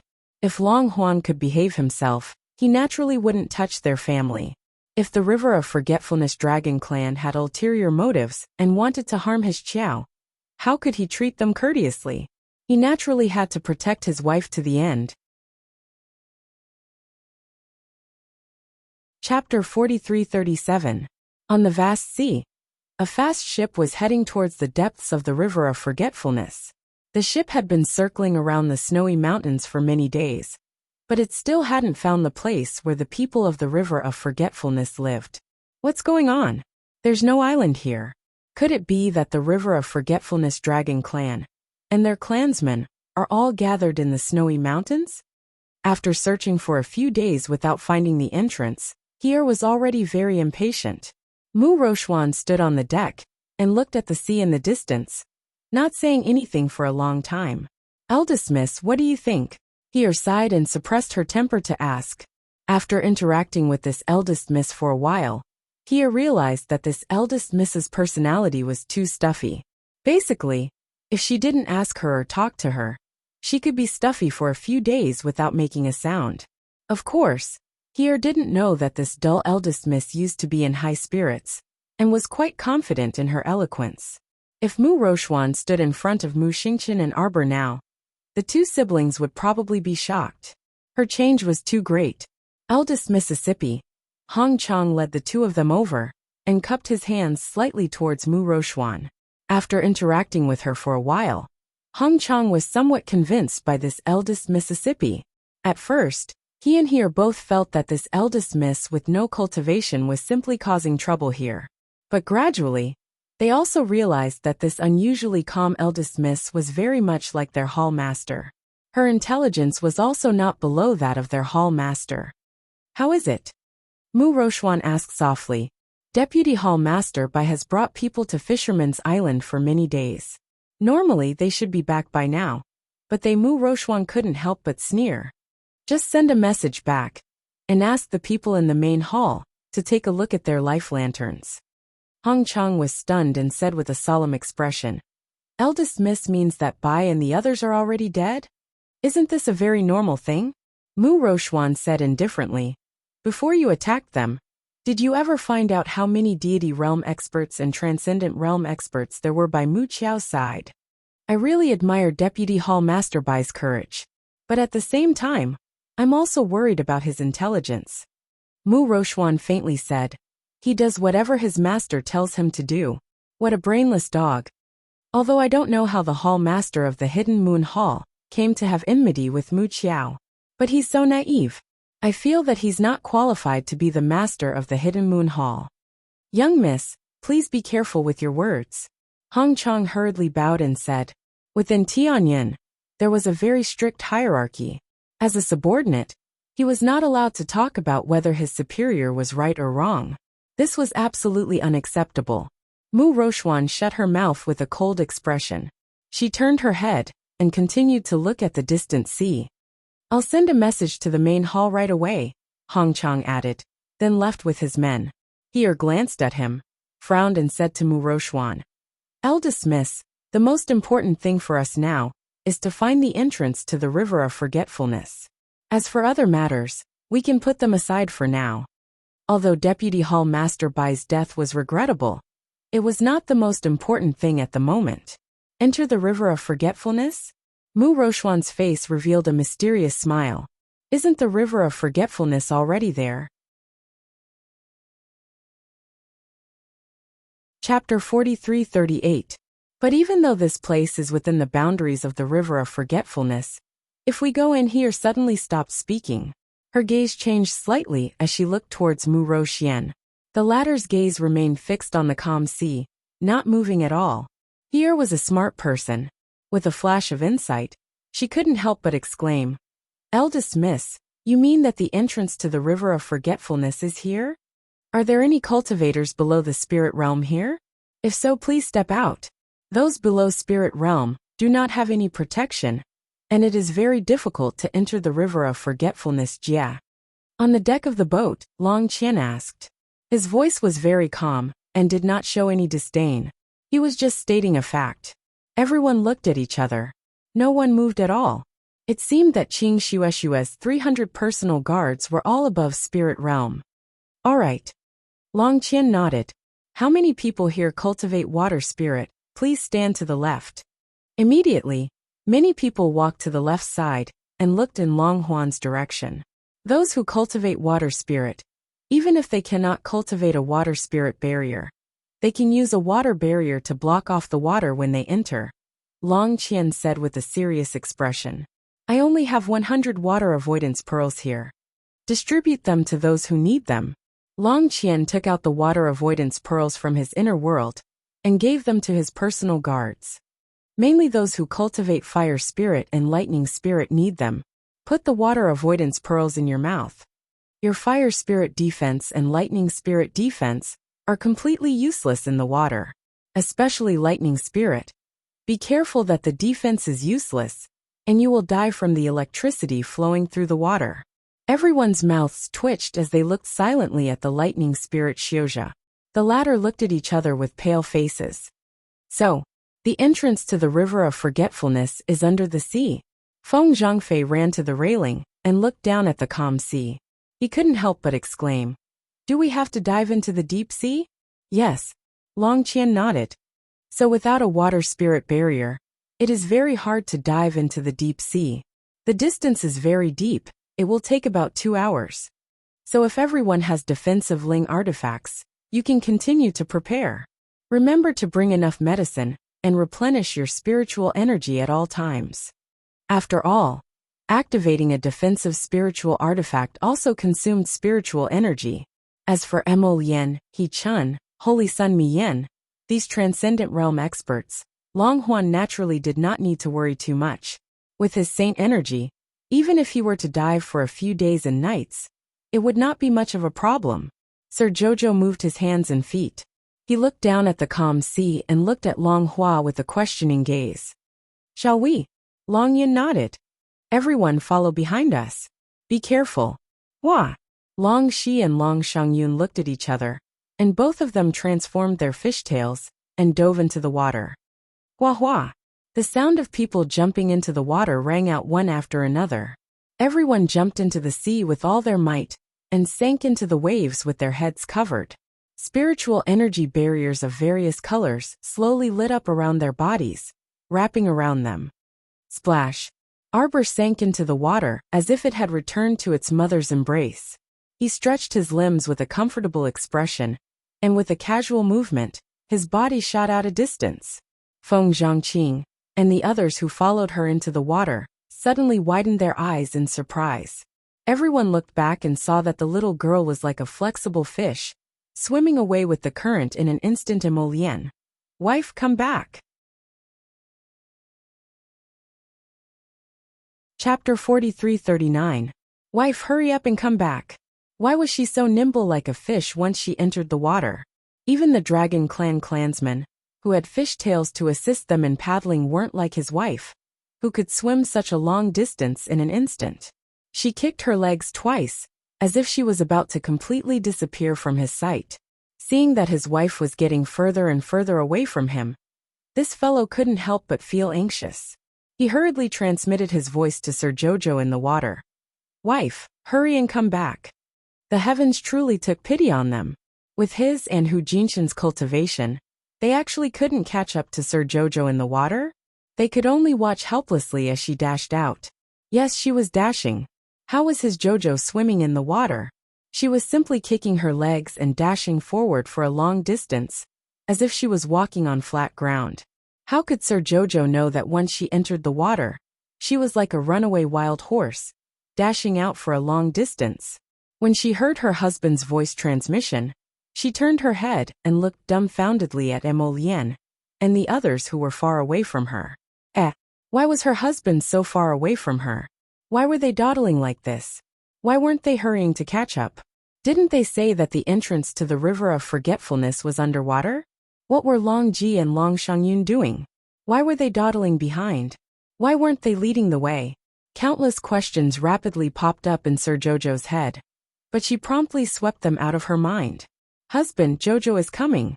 The little stoic hastily kicked her legs and dashed back to Emolian, Hu Jinshan and the others. Splash, splash, splash, splash, splash. Everyone could see clearly now. This stoic girl casually kicked her legs in the water and dashed over 100 feet like an arrow. In less than a few seconds, she had already turned back. Long Shangyun's eyes bulged in shock. Her long, gliding fishtail stood upright in the water as she turned to look at her brother, who had an equally astonished expression. The little stoic's paddling speed is clearly superior to the fastest and strongest divers among the merfolk. The siblings exchanged a glance and criticized in their hearts at the same time. Husband, why are you so slow? Mr. Jojo quickly returned to Emolian's side. He reached out and hooked his arm around Emolian's arm. He looked at him from head to toe. Did something happen? Everyone looked at her with different expressions. A young man from the Phoenix clan, who had a water-repelling pearl in his mouth and couldn't speak, raised his hand and pointed at Arbor's mouth. Heavens, as expected of their saintess. After entering the water, you don't need any water barriers to defend yourself. You can easily open your mouth and speak in the water, just like on land. Only then did Arbor realize that those who had the water avoidance pearl in their mouths could not speak. As for those that were able to speak, they were only able to do so through the defensive barrier. Emolian, He Chun, Holy Sun Mian, and others rely on their high cultivation, so they don't need to open any water barriers after entering the water. However, their speed in the water is obviously not as fast as on land. If it is not necessary, they will not speak. If they want to speak, they will probably still need to use a water barrier to create a small space. Arbor blinked and smoothly swam in front of Long Shangyun and Long Hua. She looked at their mutated fishtails, and then swept a glance at the Dragon Clan clansmen with mutated fishtails following behind them. After the Dragon Clan clansmen mutated their fishtails, They could swim freely in the water like fish without any hindrance. Chapter 4340. Isn't this normal? I have the blood of my mother's long family in me. Just like these mermen with mutated fish tails, I can swim freely in the water. Arbor thought to herself. She stomped her feet nonchalantly and returned to her husband's side. Long Qian stared at her deeply. Normal? No, this wasn't normal at all. When they were ordinary people, they would still feel the water pressure when they entered the sea. If they didn't have any protective measures, they wouldn't be able to breathe smoothly in the water. Only after they mutated their fish tails and transformed into mermen could they breathe and speak freely in the water. Arbor, however, entered the water alone. Without any barriers, she could easily run back and forth in the water. She could breathe and speak without any obstruction. How could this be normal? Long Yin took a deep breath and closed his eyes. He turned around and looked at his sister. Both of them nodded. Everyone follow. Long Qian swayed his body and dove into the deep sea with his sister. While hanging onto her husband's arm, Xiaomu wriggled her limbs and pulled down the water droplets before grabbing Emolien's hand. With a kick of her leg, she pulled Emolien along and chased after the Long siblings. Prince Emo was stunned. He suddenly felt his body lighten, as if the water pressure around him had disappeared. A trace of surprise flashed through his eyes. He was already being pulled by his wife. They dove down without any obstruction. The others quickly followed. They used all their strength to dive down and shorten the distance between them and the Long family members in front. Emolien only realized how fast Jojo could move in the water after she was pulled by Jojo. She was able to drag a grown man like him so easily and effortlessly. With a casual kick of her legs, she was able to drag him down at least a few dozen feet. They quickly caught up with Long Shangyun, Long Qian, and the others who were leading the way. Still down there. Arbor kicked the water away and turned to look at Long Qian, who had a strange expression on his face. Young Master Long felt that his impression of his cousin was about to be refreshed again. This wasn't abnormal at all. It was extremely abnormal. The little stoic stood gracefully in the water. Her white robes rippled slightly in the water, and her black hair drifted gracefully. Her cold little face, separated by the blue water curtain, appeared to be very red. Although she was in the water, the strange thing was that there was not a trace of water around her. It was not an exaggeration to say that she had completely merged into the water. This attitude was too carefree and unrestrained. It was as if the surrounding seawater was nothing to her. There was no water pressure, and it did not hinder her movements or speech at all. Why aren't you saying anything?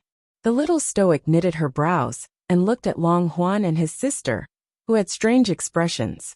Ever since the siblings entered the water, they seemed a little strange. When he asked them questions, they didn't open their mouths.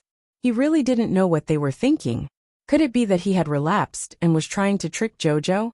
Jojo looked at the two of them warily and continued to hold her husband's hand as they dived down. I'll go first. After saying that, he pulled Emolien and kicked off the water. They immediately sank several dozen feet and continued to swim forward. Feng Zhangfei looked back at Feng Zhangqing with a strange expression and asked with his eyes, how could the holy maiden swim so fast? How could Feng Changqing know this? He could only reply with a, I don't know look and pointed at his younger brother's head. Chapter 43-41. At this moment, they were diving deeper and deeper, and could already feel the heavy water pressure coming from all directions. Even though they were in the god realm, they had to activate the godly armor, or the barrier to protect their heads. Feng Zhangfei understood what his brother meant. He immediately waved his hand to create a godly armor and protective helmet to cover his head, leaving only his eyes exposed. Feng Changqing couldn't help but twitch his mouth. His brother's current appearance was simply he didn't know how ugly. He looked swimming in the water, with a weird helmet. What's that? Be careful. Be careful. It's coming. The sound of water splashing could be heard. The crowd burst into exclamations. Feng Changqing looked back and hurriedly pushed his brother Feng Zhangfei away. When the two of them suddenly separated, a great white sawtooth shark slid quickly between them. The great white sawtooth shark was about the size of 3 to 5 adults, but it swam very fast in the water. In the blink of an eye, it made its way into the crowd. It opened its mouth and swallowed 2 of Qing Shue's maids. Its teeth were as sharp as knives and axes. In the blink of an eye, the 2 of them were chopped into pieces. Oh my god, is that a mutant zombie shark? No, it's not mutant. It's just run. A divine beast. It's a divine beast. Damn, how can a divine beast level sawtooth shark appear in such a place? In front of a divine beast, even God Realm masters of the same level could only bow their heads and accept their fate, let alone Spirit Realm cultivators. Qing Shueshue shouted anxiously, "Get out of the way! Go! Do you want to die? Go!" Qing Hongsa subconsciously grabbed Qing Shueshue's hand and pulled her away from the shark's attack range. In the water, Hu Shurchen gestured to the Phoenix clansmen to disperse. Feng Chongqing and the others hurriedly spread out and summoned weapons from their consciousness to hold in their hands. The great white sawtooth shark was unstoppable. After biting 3 to 5 people to death, it suddenly turned around in the water and swam quickly toward Qing Shueshue and her sister not far away. This great white sawtooth shark is faster than anyone in the water. Everyone get into formation. Surround it and attack from a distance. A female attendant who was still commanding the formation watched as the sawtooth white shark rushed over against the wind and waves. She didn't have time to dodge at all, and was bitten in half at the waist. Disperse quickly. Qing Shueshue was so anxious that her eyes turned red. Under his agitation, the water barrier in front of him started to churn rapidly due to his emotions. It even showed signs of breaking. Damn it, she didn't expect that in just a few moves, dozens of her subordinates had already been killed by this great white. This sawtooth white shark had already developed intelligence and knew to pick the soft persimmons to pinch. It always attacked the female attendants below the 7th level of the spirit realm. It completely ignored Hu Shurchen, Holy Sun Miyan and the others. Ma Shurchen and Miyan wanted to catch up and restrain him, but their speed was no match for him.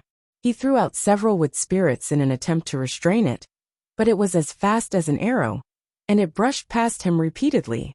This sawtooth white shark was sly and cunning. It never went near He-chun and the others. When it saw He-chun and Holy Sun Miyan, it would run far away. It was truly infuriating. The sawtooth white shark was like a water spirit that toyed with the human world. It had chosen to play with them. With a wave of its tail, it shot in Feng Zhangfei's direction like lightning. Feng Zhangfei's handsome face was a bit stifled. As he flew backwards, he hurriedly mobilized the wood spirits to protect himself. Chapter 43-42. Crack. The sawtooth white shark bit down on his long sword with a ferocious glint in its eyes. It bit a few times, but it couldn't bite his sword in half. However, the sword was like a toothpick stuck between the rows of sawteeth. Feng Zhangfei held the sword in his hand, and his body swayed back and forth in the water. With his sword held in the mouth by that ferocious sawtooth white shark, his body rose into the air, creating splashes in the water. Zhangfei, Feng Zhangqing, and a few other Feng clansmen hastily drew close, and several wood spirit restraints clung onto the sawtooth white shark's body. However, the sawtooth white shark broke free of those wood spirit restraints in no more than a few seconds. The sawtooth white shark spat out waves of icy spikes, which instantly spread out in a fan-shaped arc. The crowd in front swiftly retreated, and the dozen or so female attendants who couldn't dodge in time were instantly pierced through by the ice spikes.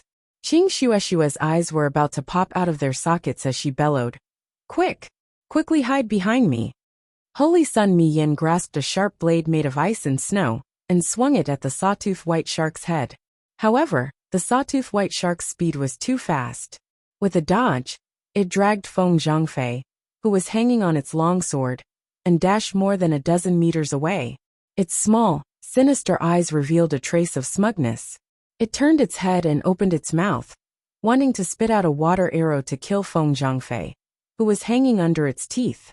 Suddenly, it saw a tiny fish swimming to its side. What was this thing that was so small and so fast? Set up the formation. Arbor blinked and casually tossed out several dozen jade talismans.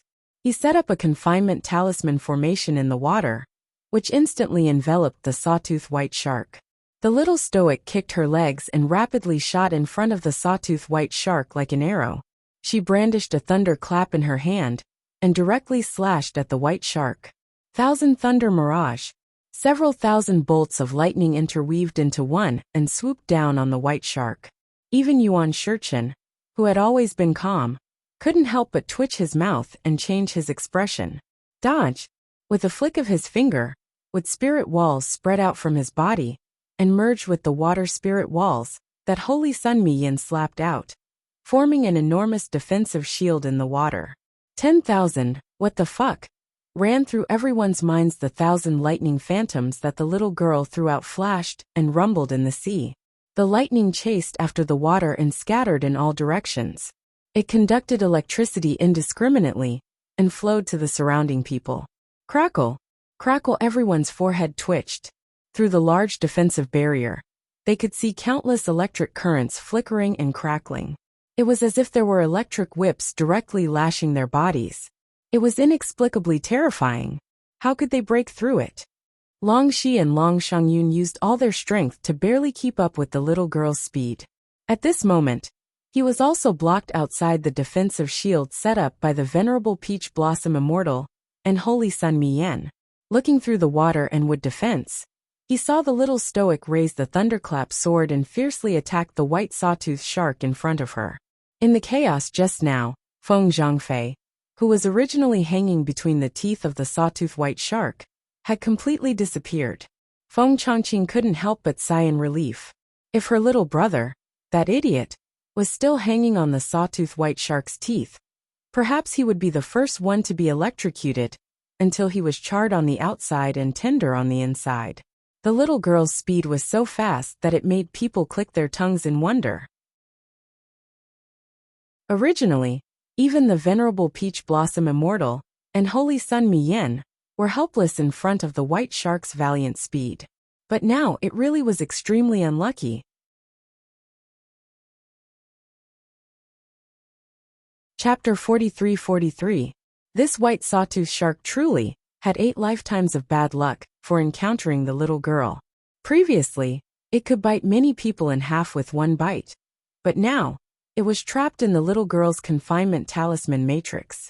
No matter where it fled to, it simply couldn't escape from her grasp. Even though this fellow forcefully tugged at the confinement talisman matrix to swim in the water, its speed still couldn't compare to the little stoic's. The little stoic was running haphazardly. She was sprinting around in the water, not swimming at all. She caught up to the white shark in a flash and raised her sword.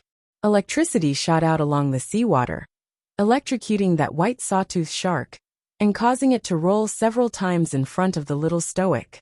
10,000 horses galloped through everyone's hearts. They felt like there were no other words to describe this indescribable and strange situation. The little stoic was too frightening. This white sawtooth shark that looked so full of itself just now couldn't escape from her grasp at all. No matter how they looked at it, it felt sullen. The Venerable Peach Blossom Immortal floated and finally controlled his direction in the water with great difficulty, and floated to Emolien's side. Glancing askance at him, the Venerable Peach Blossom Immortal reached out to lightly touch Emolien's arm, and asked with his eyes, "Where did you swim to just now?" Emolien turned his head and gazed at him strangely. You might not believe it, but Xiao Qiao had already dived several hundred feet down while dragging me. If he hadn't heard the gasps from above, how could Jojo have pulled him back? Why were you so fast? The Venerable Peach Blossom Immortal continued to ask, while looking at Emolien strangely. How would I know? Prince Emo gruffly threw him a, "You know what you mean" look. He turned to look to the side, and saw that fellow Mi-Yen was also floating over while flopping in the water. Mi-Yen pointed in the little stoic's direction, and then pointed at Long Ji and Long Shangyun. When the Venerable Peach Blossom Immortal saw him pointing here and there, he couldn't resist slapping his hand away in annoyance and said, "It's not like you can't speak. Why are you pointing at the sky and the earth?" After saying that, he pinched out a wisp of holy power from his fingertips and set up a water barrier around the three of them. Holy Sun Mi-Yen stared blankly for a moment before letting out a long sigh. Phew, it's so uncomfortable. How much longer do we have to dive? Floating in the water all the time was really not a good thing. Let's see what young Lord Long has to say. The venerable Peach Blossom Immortal glanced at Long Shi. The latter's eyes were focused on Arbor. No one knew what he was thinking, but he seemed to be in a trance. The venerable Peach Blossom Immortal could not help raising his eyebrows. Long Shengyun was also a little stunned at this moment. Arbor was playing with the white shark for a long time. The unlucky shark was electrocuted to the brink of death. Xiaomu flew up and kicked its humongous body towards Emolian. Emolian, Ji-chun, and Mi Yen hurriedly flung out several bursts of sacred energy, forcibly slicing the white sawtooth shark into several pieces. The little stoic swiftly darted over and grasped a divine beast core that flew out from the sawtooth white shark's body. She nodded in satisfaction. Enveloped in seawater, no one would detect anything unusual, even if she summoned the 3 puppies from the star domain in front of other people. She was practically one with the seawater in all directions. Even if she suddenly disappeared in the sea, Long Shi and the others would probably only think that she was too fast, and that her escape speed had far exceeded their visibility in the water. Woof woof woof. The 3 puppies happily pounced in the water.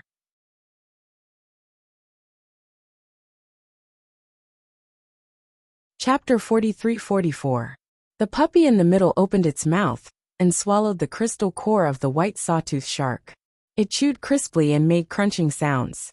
Everyone looked at that expressionless stoic face in horror, especially Qing Shueshua's guards, who had no ability to resist the attack of the white sawtooth shark just now looked at the little crown princess in front of them, as if they were looking at a god.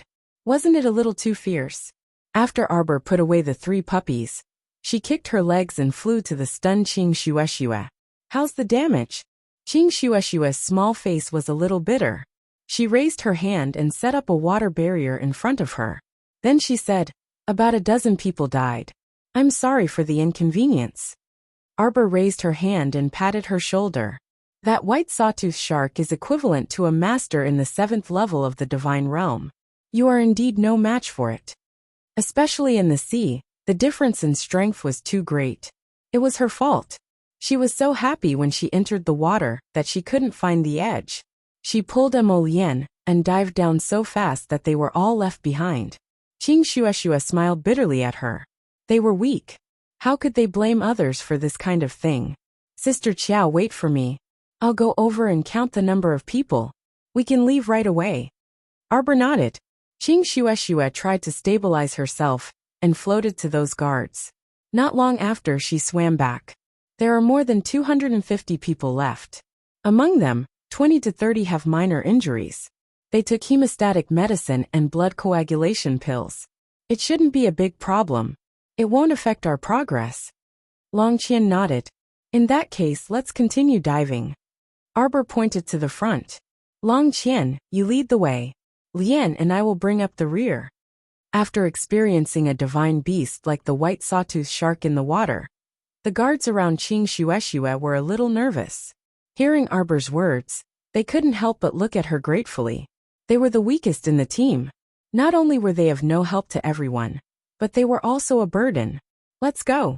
Arbor waved his hand and asked Qing Shueshua and the others to follow Long Huan. She ran to Emolian's side and hugged his arm.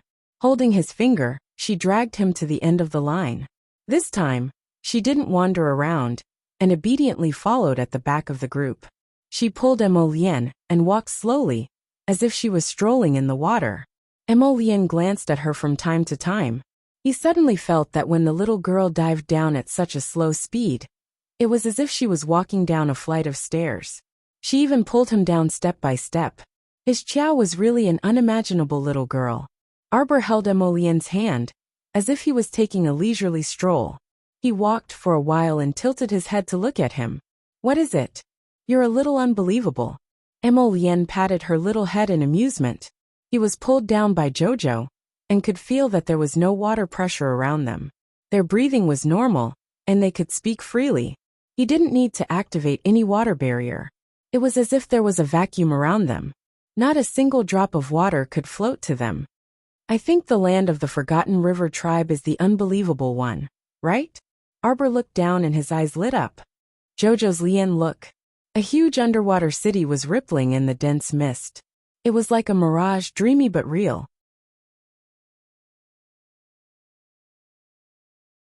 Chapter 43-45.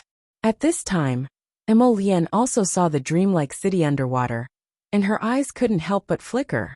No wonder Long Huan was unwilling to bring the commoners of the Fisherman Island into the River of Forgetfulness. This was indeed very difficult. The River of Forgetfulness was not a place that any ordinary person could dive to. At this time, they saw a city floating under the water, but in reality, they were still quite far away from the city. Not to mention ordinary people. Even ordinary spirit realm practitioners would have used up a lot of their spirit power after diving to this extent, and they would need to constantly replenish their spirit pills. Long Huan glanced back at the team behind him from time to time, taking in everyone's expressions. Other than Qing Xuexue, Qing Hongsa, and the female attendants who had weaker cultivation, Mu Xingqian, and the youths of the Phoenix clan were diving down quite easily, and did not see any discomfort. But Long Shangyun secretly glanced at Mu Xingqian, and then turned to look at her eldest brother. They knew very well that Mu Xingqian, who also had the bloodline of the Dragon clan, was in a completely different situation from Arbor. At this time, Mu Xingqian had not seen any discomfort in diving into the deep sea, most likely because of his strong cultivation base. And Arbor she was. The brother and sister looked at each other again, as if they could see a hint of boiling fanaticism in each other's eyes. Changfei, how are you? Feng Chongqing looked strangely at his second brother beside him. Ever since his younger brother had appeared in the team in one piece, he could clearly feel that Changfei seemed to be absent-minded. I'm fine. Feng Changfei was stunned. His mind was still in the realm of all living things growing and peach blossoms filling the sky, and he had not yet recovered. He didn't expect the Holy Maiden to have such a magical thing as the divine domain with her. Could it be that the family's ancestral teachings were not groundless rumors? The ancestral teachings said that in the future, if a woman who could communicate with the phoenix tree without hindrance appeared, she would be the Holy Maiden of the clan, and would follow her to death. The old ancestor had such foresight. After all, to be able to follow someone who had a divine domain with her, it was obvious that her future was boundless. Feng Zhangqing reached out and patted him on the shoulder. It was really dangerous just now. Don't be so reckless in the future. Be careful. Feng Zhangfei nodded and secretly turned his head to look at Emo Lien and Arbor, who were at the end of the line. Prince Emo quickly noticed Feng Zhangfei's furtive gaze and unceremoniously glared back. What are you looking at? Don't think that I didn't notice you sneaking glances at me. She led the group further down. Along the way, they encountered quite a number of schools of fish, including a small group of mutant zombie fish. Fortunately, after the sawtooth white shark incident, no one dared to let their guard down. They were constantly paying attention to their surroundings. This wave of corpse fish was quickly dealt with. At this moment, when everyone looked down again, they could clearly see the city at the bottom of the sea. The transparent spiral staircase was connected to the corridor of the city below. Everything was like a dream, as if it was rippling in the water. It was as if it was made of transparent ice crystals, sinking to the bottom of the sea and emitting a faint and soft halo. It turned out that the River of Forgetfulness was so beautiful. Everyone's hearts were moved. They followed the spiral staircase down and arrived in front of a large stone wheel carved with mountains and rivers. When the tips of their feet stepped on the soft sand, everyone looked up and saw the blue ribbon-like seawater slowly rippling above their heads.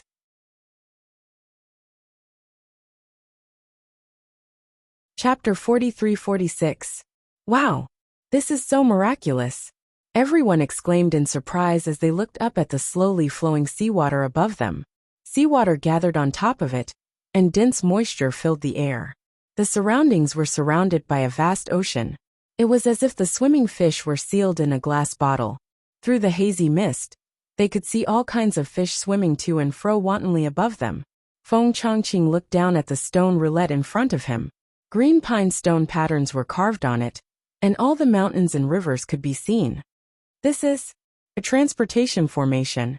Such a large transportation formation. Such an ancient and enormous transportation formation could only be seen in ancient mystic realms. Unexpectedly, the River of Forgetfulness had such an exquisite transportation formation. Long Huan coughed awkwardly at everyone. This transportation formation. This place can transport us to the entrance of the River of Forgetfulness City, Long Shangyun interrupted. However, it requires a large amount of spirit stones. I think we should walk there. It's not very far. Long Shangyun glanced at her elder brother's awkward expression and hastily took over the conversation. The group of Feng clan youths silently looked back at Sir Jojo, who had landed steadily and walked over hand in hand with Prince Mo. What are you all standing around for? Arbor grumpily shouted. Everywhere was damp, and her body felt uncomfortable. The little stoic lowered her head to look at her shoes that were covered in sand, and she furrowed her brows in disgust. Her husband understood her intentions and hastily said, Jojo, let's change into a new pair of shoes when we enter the city later. One with lotus flowers embroidered on it, Prince Mo added. Uft, the venerable peach blossom immortal couldn't hold it in, and burst into laughter. Crown Prince Mo swept him a chilly glance, and the latter coughed lightly, before promptly tensing up his handsome face in a deadpan manner. My lady saint, there's a large transportation formation here. A youth from the Feng clan grumbled. We need money to use it. Arbor stepped forward and looked down at the stone roulette. He expressionlessly pointed at the small line of words on it. You carved it. Long Huan looked at his cousin in confusion and shook his head. He didn't know whether to laugh or cry. This is an ancient teleportation array. How could I have carved those small words? This must have been written by the formation grandmaster himself after he created this formation. Each teleportation costs 20 spirit stones. There was no limit to the number of people who could be teleported. And it's a one-way trip. Qing Shueshue couldn't help but exclaim. This is too much. Qing Hongsa curled her lips and looked at Long Hua. Hey, do you have to do this every time you enter the city? We usually walk there. Long Huan coughed and said. Heh. Qing Hongse shrugged her shoulders mockingly. Her eyes were clearly throwing him a popper with a hint of mockery. Hey, what's with that look? Long Shangyun glared at King Hongse unhappily. It's not like we don't have money. It's just that place isn't very far. We'll reach it after walking for a while. How long will it take? Almost. Just less than 4 hours. What? Qing Hongse exclaimed. For a moment, she thought there was something wrong with her ears. What the hell? 4 hours of walking? Why don't you go to heaven? Long Shangyun instantly felt extremely embarrassed. Her face flushed red and she said angrily, Why are you making such a fuss?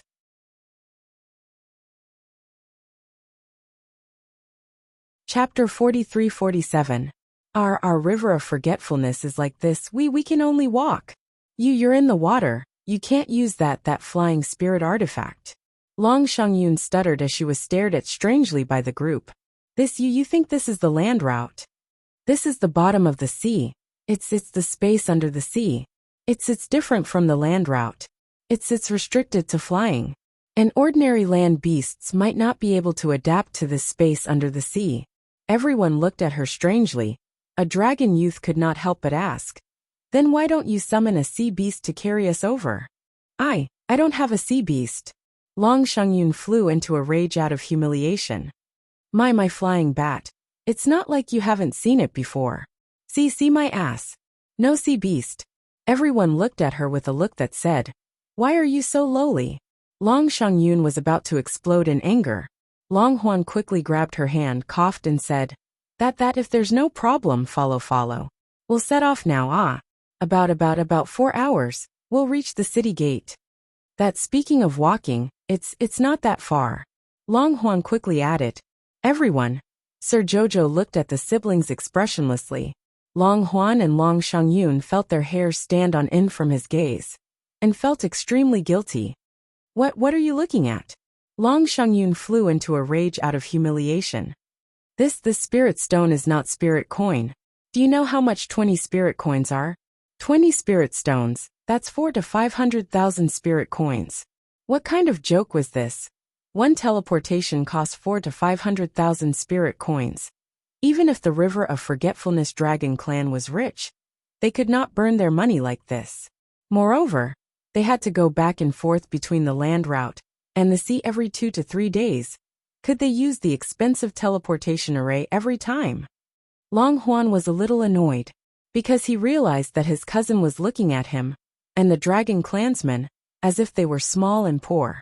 Long Shangyun shouted in exasperation. All right, stop talking nonsense, follow? Let's go. Arbor silently stood on the teleportation array.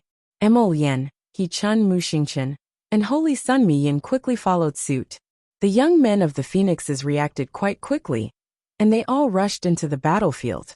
After entering the teleportation array, one would know, even though the teleportation array was only the size of a wheel, there was a different teleportation space inside the array. Therefore, there was no limit to the number of participants. Could it be that this teleportation array can teleport people from an entire city? Of course not. I heard that this kind of ancient teleportation array can only teleport 100,000 people at most. That's already the upper limit. Oh, that's already pretty good. Long Shangyun and Long Huan quietly followed the team and entered the teleportation array. Hee. They were naturally willing to freeload off the teleportation array. Between the teleportation array and walking, only an idiot would choose the latter. Hearing the sound of the spirit stones falling into the center of the formation plate, everyone felt their hearts tremble. 20 spirit stones were equivalent to 400,000 to 500,000 spirit coins. Just like that, Lady Qiao Qiao spent the money for a single teleportation without even blinking. Long Shangyun glared at Arbor with some grief and indignation. This guy, he was obviously so rich, but in the beginning, he cheated the siblings all day long and even stretched out his hand to ask them for ship fees.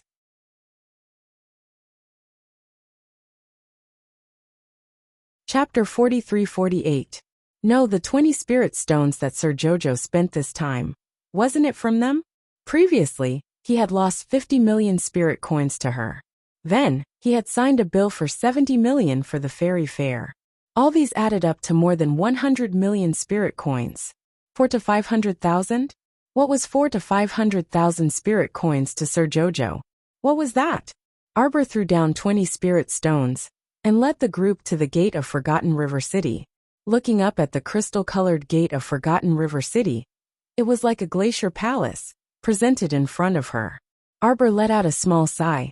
Wow, so rich. Everyone. This city wall is made of ice crystals. It is sturdy and beautiful. Even if a group of beasts besieged the city, I'm afraid they wouldn't be able to break this gate in a month. Arbor sighed and walked towards the gate with her little paws behind her back. She waved the bill in her hand. Remember to pay back the money as soon as you go back. Stop pretending to be poor. How poor could someone who could use so many ice crystals to decorate the city gate be? They were almost tricked by this pair of siblings again. Sir Jojo said with a cold face. 70 million spirit coins, plus 20 spirit stones for this teleportation. Not one less, you have to pay by tomorrow. Otherwise, Sir Jojo could only form a temporary debt collection team and go to collect the debt. How bad would that be? Long Shangyun's feet slipped, and she almost fell to the ground. She had an impulse to curse her ancestors. Did the ancestors of the Long family know that there was such a peerless weirdo among the younger generation? Long Qian smiled embarrassedly and grabbed his sister's hand.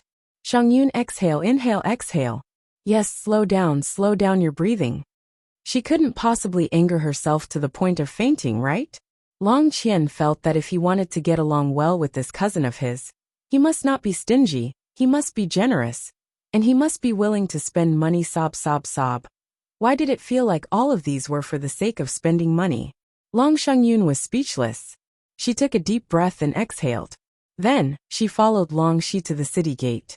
The two merman guards naturally recognized young Master Long, and Miss Long seeing this, they hurriedly bowed and saluted. No need to be so courteous. The two of them each took out a watercolored crystal card and waved it twice at the city gate. Everyone saw that the thin layer of enchantment that originally covered the city gate was slowly spreading to both sides like water ripples. A wide road paved with soft, yellowish-brown sand appeared in the middle of the road. It wasn't crowded even when two cars were traveling side by side. The people walking in and out of the restaurants and tea shops on both sides of the road were all mermaids and mermen with fishtails. Strangely, when Arbor walked into this city made of ice crystals, he could feel an endless amount of water spirit energy boiling in his body. The little water child was chirping nonstop in her conscious. Master Silver, there are so many water spirits. There are water spirits everywhere. Quickly eat them. Alright, eat slowly. Don't be noisy. Arbor was getting a headache from the noise. The water spirit energy here was very dense. Naturally, she could feel it clearly. But strangely, in this group, there were so many water spirit masters, but none of them felt as strange as her.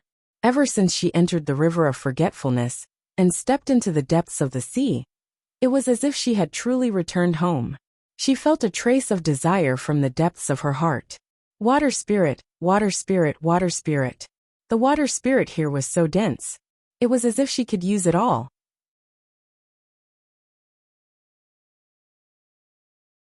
Chapter 43-49. This was a very strange feeling of control. It was as if once she entered the depths of the sea abyss, she was the queen of the deep sea and could control everything here. This feeling? It was truly strange. Xiao Mu turned her small head and shuffled to her eldest brother's side with small steps. Big brother, how do you feel? I feel okay. Mu Xingqian looked dazedly at his younger sister. His younger sister must be worried about whether his body could adapt to the space in the deep sea. When he was walking in the sea abyss earlier, the deeper he went, the heavier his heart and lungs felt. Fortunately, he had many defensive spirit weapons, and his own strength was passable, so he didn't encounter any problems along the way.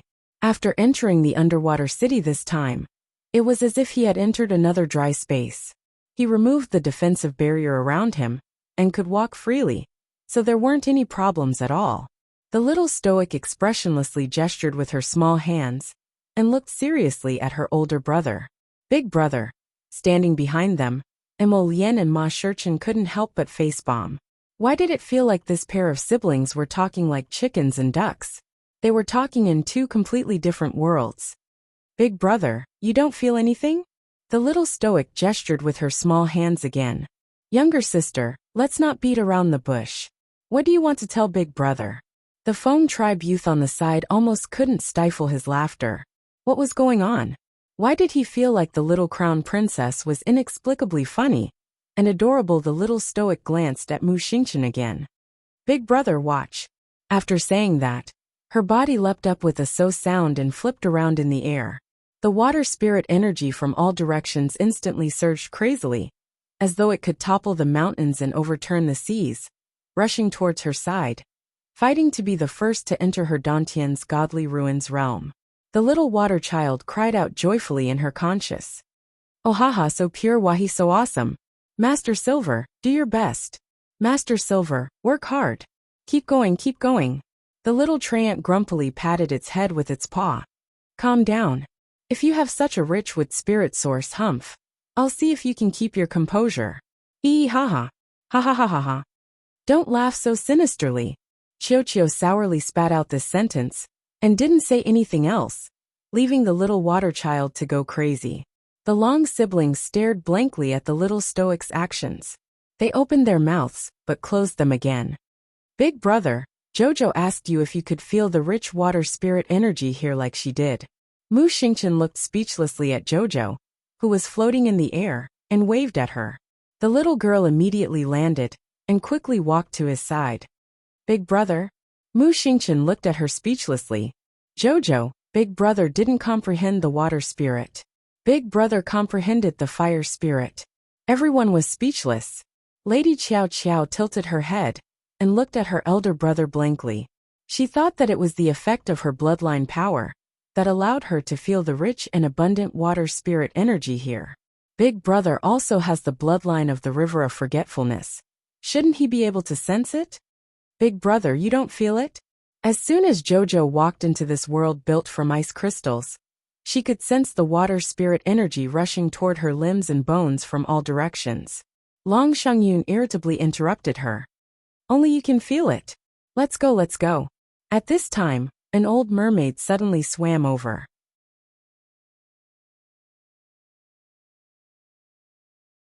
Chapter 4350. The old woman crossed her arms in front of her chest and bowed to Arbor. Following this, more and more mermen swam over. Their faces were filled with reverence, as they bowed respectfully to Lady Xiqiao. Arbor was confused. Long Shangyun saw her expression and could not help but snort, reprimanding. Who asked you to show off? What did I show off about? Arbor turned back and glared at Long Shangyun, retorting, Speak human language. Long Shangyun was simply angry and amused, speechlessly looking at her. Just now you were like this and that, huh? What do you think? Where is this place? This is River of Forgetfulness, the bottom of the sea. Flying is prohibited. You. Arbor then realized, she seemed to have flown up just now. There should be a large-scale space restriction at the bottom of the River of Forgetfulness. But it seemed that to her, this restriction did not have any meaning.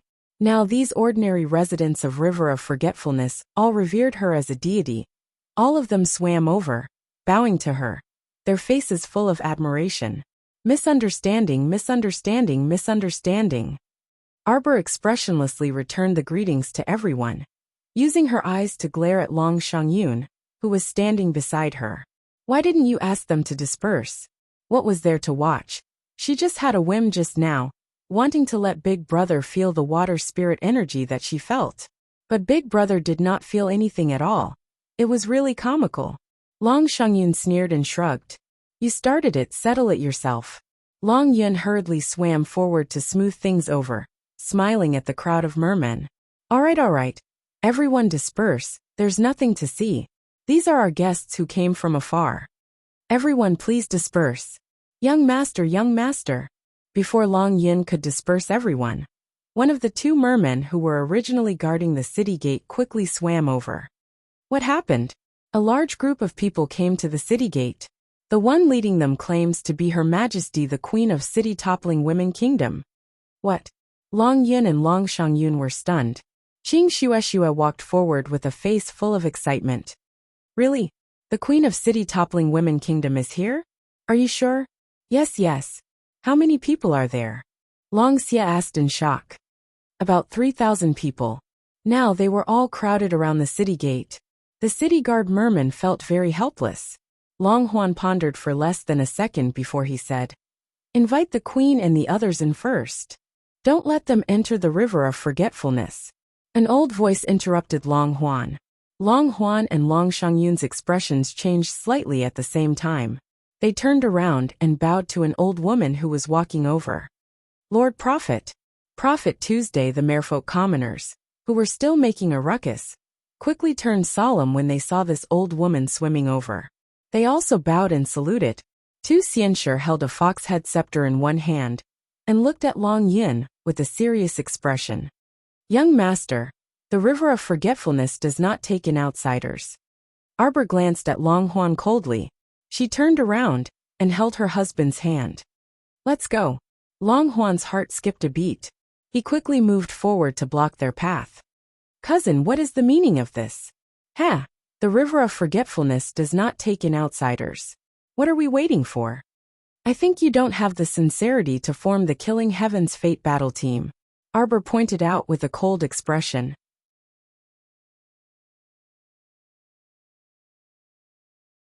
Chapter 4351. You even said you wanted to form a Heavenly Fate battle team. Arbor said with displeasure. Do you want the warriors of the 3 continents to form a battle team, while eating seawater and seaweed? Cousin, don't be angry. Long Shi hurriedly took a few steps forward and gave his sister, Long Shangyun, a look for her to go forward and block the little girl's path. This matter can be discussed. Prophet too didn't mean it that way, Long Shi hurriedly said. That senile prophet narrowed his eyes at Xiao Mu before unhurriedly shaking his head back. You are? Chuyan's daughter? Mu Xingchen hurriedly took a step forward and stood in front of his sister. He looked at this senile prophet warily. Chuyan's son and daughter are already so old. Prophet too glanced at them and nodded. Come with me. Arbor didn't react, so Mu Xingchen naturally wouldn't move either. Prophet too took 2 steps forward and saw the two standing there expressionlessly. They had no intention of following him at all. He couldn't help but frown and turn to the siblings. What's wrong? Mu Xingchen silently glanced at his sister. He was amused by the old man's attitude. What do you mean what's wrong? The beautiful queen's group was still standing at the city gate. Why did this strange old woman suddenly want the siblings to leave with her? If this matter wasn't resolved, how could the siblings leave with her? Long Shi hurriedly took a step forward and said, Cousin, please don't take offense. This is our tribe's great prophet, Prophet Tuesday. The prophet doesn't mean any harm. It's just that the beautiful queen brought 3,000 disciples. I'm afraid our river of forgetfulness can't accommodate so many people at once. Moreover, most of them are ordinary commoners with no cultivation. Although I don't know how they got here. Aunt Yi should have brought them here through the transportation formation. Arbor walked to Qing Shueshue and said, Let's go take a look. Qing Shueshue's eyes lit up, and she nodded repeatedly. She couldn't wait any longer. Ever since devastating island sank, and no trace of it could be found, she could see the sinking island day and night, when she closed her eyes, and heard the miserable cries of thousands of people. It was as if she could see the scene of her mother fearlessly fighting for her life. It was as if he could see countless broken limbs dancing in the bloody light. That kind of scene was too tragic and painful. Now that she suddenly knew that her mother was safe and sound, the anticipation in her heart was naturally strong and passionate. There was nothing in the world that could stop her from wanting to see her mother. The teleportation rune array was probably left behind by my mother. At a critical moment, it can save Aunt Ye's life. Arbor thought to himself, but he didn't say anything to Qing Shui. As the eldest young miss of Wang Chuan, Long Chuyin naturally knew some of the clan's secrets. For example, a fixed-point teleportation glyph could directly teleport people to a certain place in the river of forgetfulness. It was just difficult for ordinary people to pass through the deep-sea passage. After reaching the underwater city, it was not much different from the land route outside. Perhaps the biggest difference was that the space here was different. There was no sun, moon, or stars, but there was space to simulate the scene of day and night. Another thing was the ban on flying. But for ordinary people, whether or not they were allowed to fly was none of their business. The two of them walked towards the city gate by themselves. Tu Xiancher's gaze darkened slightly. Chu Yun's children should be surnamed Mu, right? Prophet Tu said coldly. What's your name?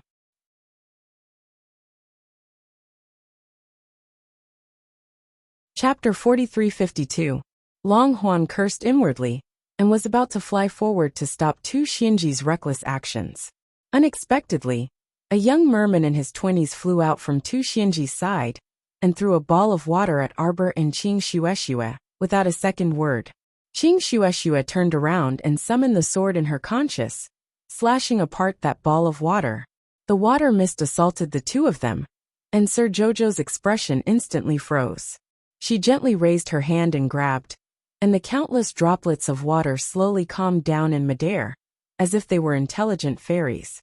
Strand by strand, drop by drop, the water droplets slowly contracted as if they were dancing on her fingertips, once again condensing into a palm-sized ball of water. Everyone! In the blink of an eye, they saw the little crown princess easily condense that ball of water mist into ice, shattering it into ice powder with the spread of her fingers. And then she raised her slender hand. Get out of the way!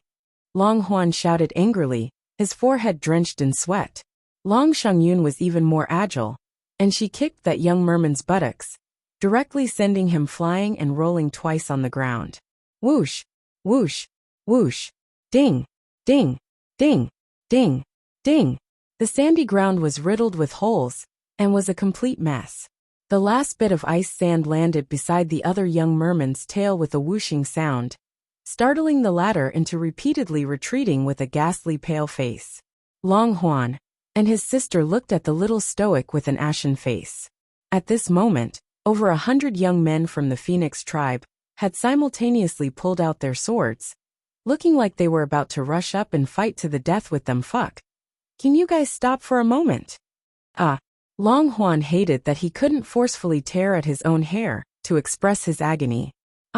He had finally established a tiny bit of friendliness with his little cousin along the way, But after they mess with him like this, it was all gone. Ah, the young merman who originally attacked only regained his wits at this moment. He screamed in shock and repeatedly retreated while swaying his fishtail. You actually have the cheek to scream. Long Huan glared at that young man. If looks could kill, he would have long killed this brainless fool with 1,000 cuts.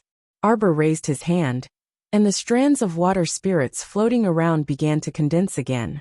Long Shangyun's heart sank, and she hurriedly tugged at her brother's sleeve. Not good. The little stoic was about to flare up. How could the Long siblings, who had interacted with the little stoic multiple times, not understand the little stoic's personality? Damned Sundara, extremely protective. She couldn't bear to see other people hurt her own people in front of her. She had such a bad temper, and she was willing to suffer because of her pride. However, her control over the water spirit was too strong. So strong that it was almost impossible to look at her directly. Long Yin took a deep breath and rushed to Arbor, as if he was trying to put out a fire. He opened his arms and shouted, "Cousin, please stop. This is second grandpa's grandson Long Ji.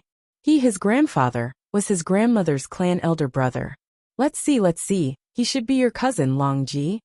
Arbor glanced coldly at Long Huan, and his gaze was so cold that it made people involuntarily shudder. What the hell? Why was it that this stoic face's cold and silent words were enough to frighten people? "Sis cousin," Long Huan hastily explained. "It's a misunderstanding. It's all a misunderstanding. Everyone don't attack first." "Cousin, why speak so much with her?" Long Ji had already calmed down by now.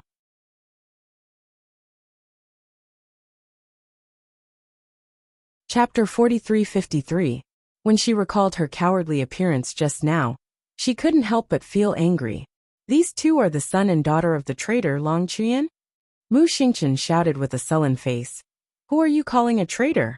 You better make yourself clear." Long Ji was intimidated by Mu Xingchen's shout and stammered. What? You dare to do it but don't dare to admit it."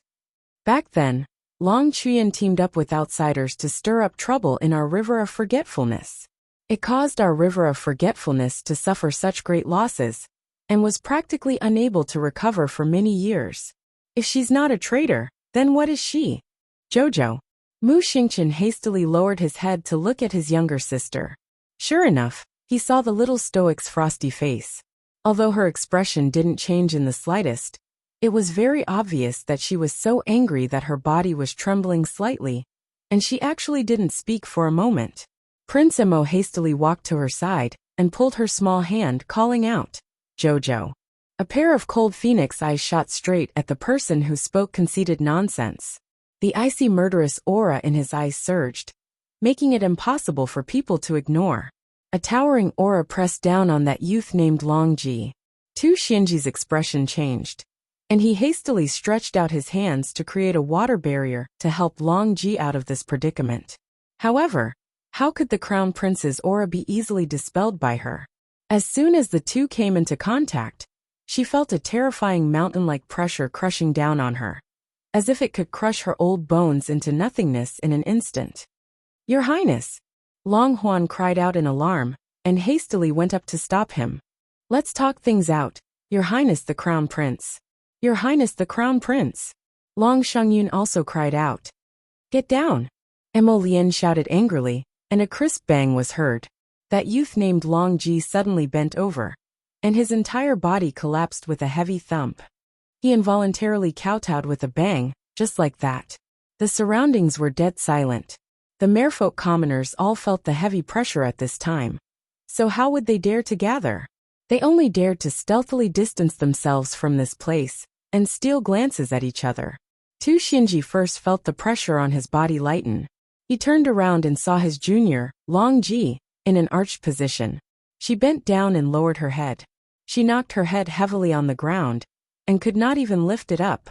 Looking at his fishtail rubbing against the ground, it was obvious that he was under a lot of pressure, but he was desperately trying to raise his head.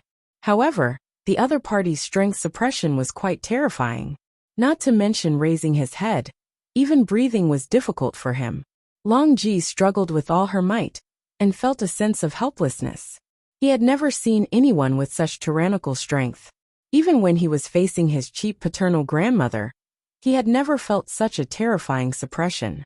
At this moment, it was as if a giant mountain was pressing down on him. He felt extremely uncomfortable.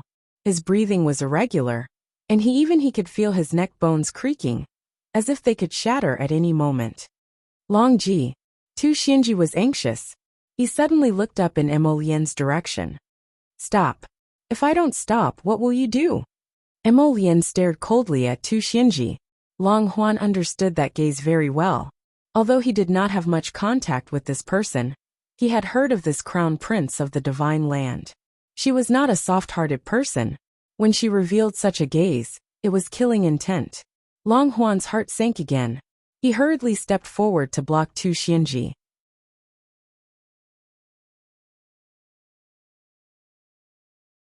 Chapter 4354. He looked mentally exhausted, but he had no choice but to put on a smile. Your Highness the Crown Prince, please don't take offense. It was this one's cousin who was rude first. Please forgive, please forgive. Emolien glanced at Long Ji coldly, as if she was looking at a corpse. He actually dared to anger his wife to the point of speechlessness upon meeting her. And he still wanted to ask for his forgiveness? What forgiveness? This kind of thing should be properly taught a lesson. Things that did not know the immensity of heaven and earth had their eyes on the top of their heads. Speak clearly, Arbor said with a chilly gaze. Long Ji's heart plummeted. He couldn't be more familiar with the little stoic's expression. Back in the imperial capital, when Shang Yun angered her, she also had this expression. The little fellow's attitude only gradually eased after she interacted with the siblings for a period of time on the boundless sea. But now Long Ji really wished he could slap this Long Ji youth to death. His efforts were all in vain. Previously, he tried so hard to establish a good relationship with the little stoic. He finally eased after breaking the ice with great difficulty. But with this interference today, everything returned to the starting point. It really wasn't an easy task to pry open this stoic face's heart and get close to her. How did my mother betray the clan? Arbor looked indifferently at Long Ji, who was kneeling on the ground. Speak. Long Ji struggled to crawl on the ground. Suddenly, he felt the pressure on his head lighten, and he abruptly lifted his head up. The youth Long Ji glared at Xiao Mu indignantly as he sneered. What are you still pretending for? Who doesn't know that your mother Long Chuan is a traitor in the river of forgetfulness? Back then, the imperial capital's Long family branch allied with your divine province's Gu family and others to attack our river of forgetfulness and plunder our resources. Although they didn't gain anything in the end, our sea of forgetfulness suffered a great deal of damage. Why do you think we sank to the bottom of the sea? To build a city in the sea here? That's because in that battle more than a decade ago, the river of forgetfulness merfolk suffered countless casualties. In the end, everyone had no choice but to live in seclusion and hide at the bottom of the sea to take refuge. We used to live near the Pond Lotus Sacred Realm on Lisha Island, okay?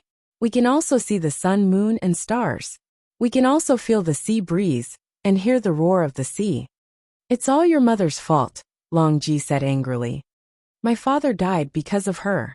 In that war, how many people lost their loved ones? How many people were forced to leave their homeland and come to the bottom of the sea? Have you calculated the vastness of the forgotten river? How many islands have suffered? How many people have lost their homes? How can such a traitor return to the river of forgetfulness? Enough! Long Ji shouted angrily and glared at the howling Long Ji with red eyes. There's no need to mention the past. What do you mean by not mentioning it again?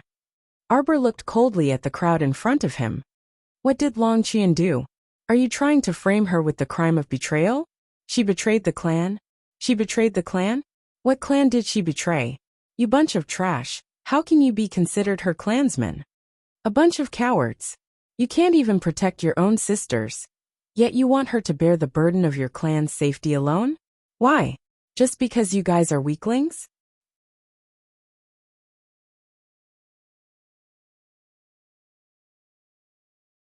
Chapter 4355. You deserve to lie in an underwater cave without sunlight for the rest of your lives. Because you deserve it. You're a bunch of bedbugs, dog poop, maggots crawling in ditches. The little stoic's pitch-black eyes revealed a trace of icy mockery. She either didn't open her mouth to scold people, or she would absolutely pick the most hurtful words to scold them. Once her venomous tongue opened, it would definitely make people feel extremely ashamed. What did you say? Long Ji was so angry that his entire body trembled. If it weren't for the clansman hugging his waist, he would have immediately pounced forward, wishing for nothing more than to tear apart this spouting nonsense little stoic. The little crown princess scoffed and said in an extremely mocking tone, "Look at your current appearances. Filthy, cowardly, shameless, pretentious. People who are shameless are invincible. What Wangchuan dragon clan? I think you're all the biggest jokes from top to bottom." You. Tu Xianji was also infuriated. When she saw the juniors quarreling earlier, she also wanted to go up and stop them. But she fainted from anger from the crown prince's sudden attack, and the little stoic's sudden counterattack. Now that she heard the little crown princess's words again, she only felt that every word was heart-wrenching, and she was endlessly resentful. Long Ji broke free from his clansmen at once and pounced toward Arbor. The little stoic's eyes were bone-chilling as she waved her hand and roared, "No one is to interfere." Mu Xingqian, who originally wanted to block the way and send Long Ji flying with a kick, could only silently retract his foot and continue to rage on the side. He watched as his younger sister charged forward like a cannonball and kicked Long Ji's chest. Boom! Long Ji was kicked to the ground, and his fishtail even bounced. He truly looked like a large fish that had been thrown onto a chopping board. Before she could recover her wits, she saw the little stoic pouncing straight at him and punching him in the left eye.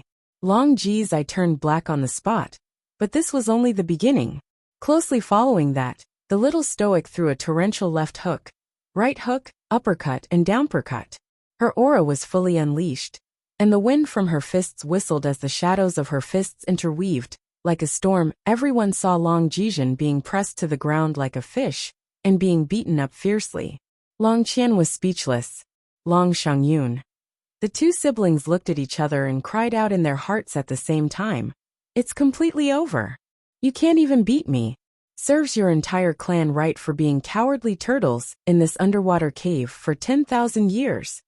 Back then, it was you who sent my mother out for a marriage alliance. Have you asked for her opinion? Don't you think there's something wrong with this marriage? Have you never thought about the consequences of a marriage alliance? You filthy bugs that are rotten to the bone. How dare you speak ill of Long Chuyan with your cowardly looks? When Long Chuyan single-handedly challenged 9,000 people from Shentian Prefecture in the Lower Star Field. Where the fuck were all of you hiding? A bunch of cowards. Pussy. Scum.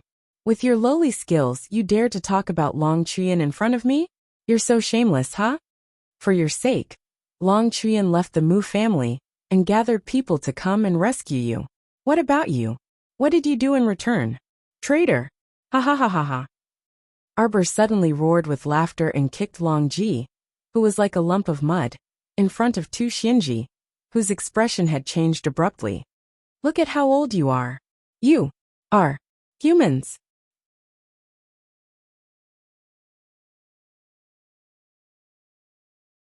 Chapter 4356. Prophet Tuesday. Long Huan quickly stood in front of Prophet Tu to stop her from seeking her own death. In the river of forgetfulness, everyone respected her because of her identity as a prophet. But that didn't mean that the little crown princess would think highly of him. His little cousin had always been a person who did not play by the rules, who knew what kind of terrifying thing would happen if Tu Xianji went forward. After all, wasn't Long Ji, who was lying on the ground like a pile of mud, the best proof? How dare you? Tu Xianji was stopped by Long Huan and couldn't help but shout angrily. He stared at Arbor in shock. She had watched Long Chuyan grow up since she was a child. He was mature, steady, and determined. No matter what, he wouldn't be so brash and unrestrained. What did her daughter eat growing up? How could she be so domineering? Standing in the territory of the River of Forgetfulness, she dared to beat up the nobles of the River of Forgetfulness. It was obvious that the River of Forgetfulness did not exist in her eyes at all. In the early years, this child, Chu Yun, was still considered steady, but she did not expect that after leaving Wangchuan, he would become even more useless. He did not know how to raise his children at all. Look at what he had taught the girl. Has your mother never taught you to be courteous to your elders and humble to your peers? Tu Xianshi sneered. Mu Xingqian was immediately enraged. You have no right to say such nonsense. If it weren't for you ignorant clansmen dragging her down, she wouldn't have been able to escape. How could his mother die so early? Now you actually have the face to talk back to my sister? Tu Xianshi was stunned, and he seemed as if he'd just woken up from a dream. He nodded slightly and said, Right, Chuyan passed away a long time ago. I'm afraid your younger sister has no one to teach her all these years. Prophet. Long Huan hurriedly interrupted her, and looked at her speechlessly. Why didn't he feel that the prophet's words were so unpleasant in the past? Everything he said today seemed to be inappropriate, and stinging to the ears. She felt a sense of helplessness from the bottom of his heart. Even though she really wanted to pull back the little stoic's hostile mood, it was to no avail that so many pig teammates around her were useless. Long Shengyun stepped forward and held Prophet Tu's arm. Prophet, if you have anything to say, let's go back to grandmother's place later. Let's not cause a ruckus here for now. Madam is here, madam. Madam is here. Mother. Long Ji and Long Xiangyin turned their heads, and saw a dignified and elegant lady in white walking over with a group of people. This Madame Long's hair was tied up and secured with a long jade hairpin. There was a happy smile on her face, and there seemed to be light flowing in her eyes. She was exceptionally beautiful. Since you're back, why aren't you going back to the mansion? What are you all standing here for? Han Suqiong smiled and held her daughter Long Shengyun's hand. She turned to look at Mu Xingqian and the others in arbor. She carefully sized them up and was slightly startled. These people? He looks a little familiar. Mother, this is aunt's son and daughter. Long Shengyun tugged at her mother's sleeve and said coquettishly. Han Suqiong was suddenly enlightened. She quickly stepped forward and looked at Mu Xingqian and arbor. She excitedly said, Chuyun's son and daughter have already grown up. I am your aunt, Han Suqiong. What's going on? What are you guys doing? Quarreling? Han Suqiong looked at Long Ji, whose face was bruised and swollen, and then turned to look at Mu Xingqian and his sister.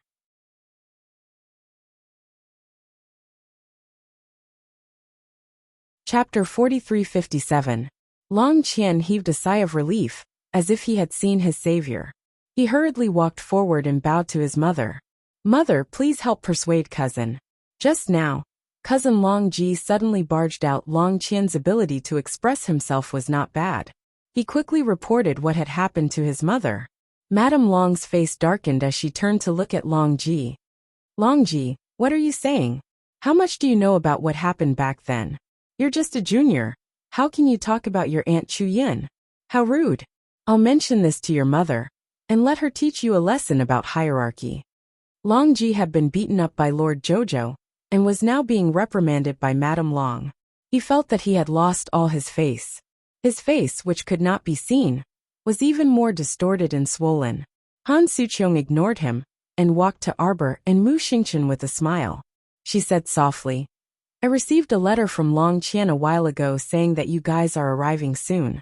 I've already prepared the bedding, furniture, and furnishings for you guys. I'm just waiting for you guys to come. I've been looking forward to you guys coming 3 days ago. I didn't expect you to be so late. Did something happen on the way? Or did that brat Long Qian cause an accident because he didn't lead the way properly? Madame Long's mouth was very sharp as she spoke rapidly. Even someone like Mu Xingqian, who was good at communicating, could not stand Madame Long's enthusiasm, let alone the usually cold Lord Jojo.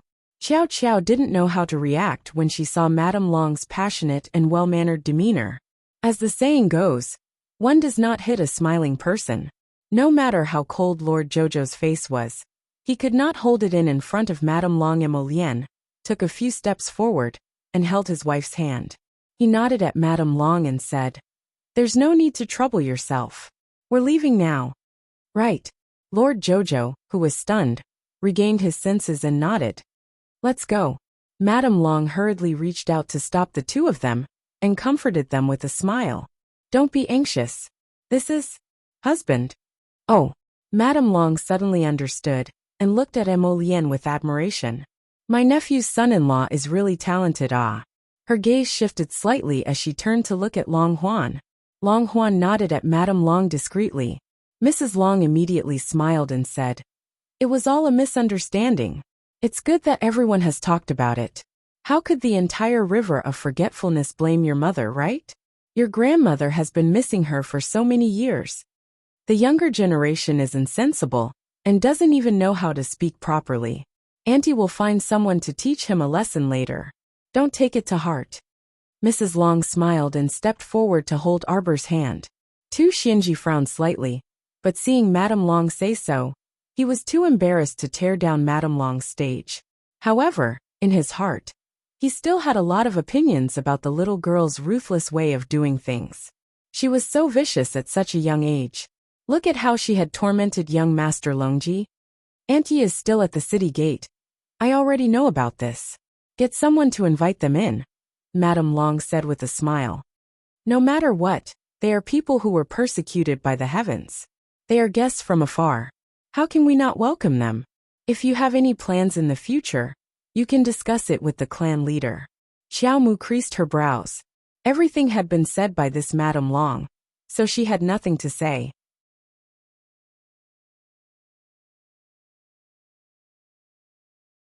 Chapter 4358. Long Huan inwardly sighed in relief. Fortunately, Lin Mingya's mother, who was adept at dealing with money and power, was here. She finally managed to keep Lin Mingya's group of people, who were difficult to deal with. If he couldn't keep them after entering Wangchuan House, then wouldn't all his hard work these days be a joke? Just thinking about it made him pity himself. Why was he so pitiful? Long Shangyun's expression also eased a bit, and she walked up to speak to the little stoic. She saw the stoic face shoot her an icy, chilly and emotionless glance. She was so angry that she shut her mouth and didn't want to waste words with this person. Let's go to the residence first and meet your grandmother, okay? Madame Long said with a smile. Don't worry.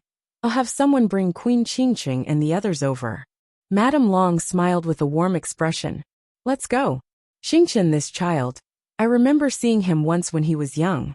He was just born then, but he's already grown so big now. Qingqing's younger sister is called Wuxia, right? How about Auntie call you Jojo?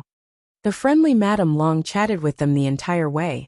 Even a child like the little stoic, who caused an awkward silence, as soon as she opened her mouth, couldn't really cool down the atmosphere.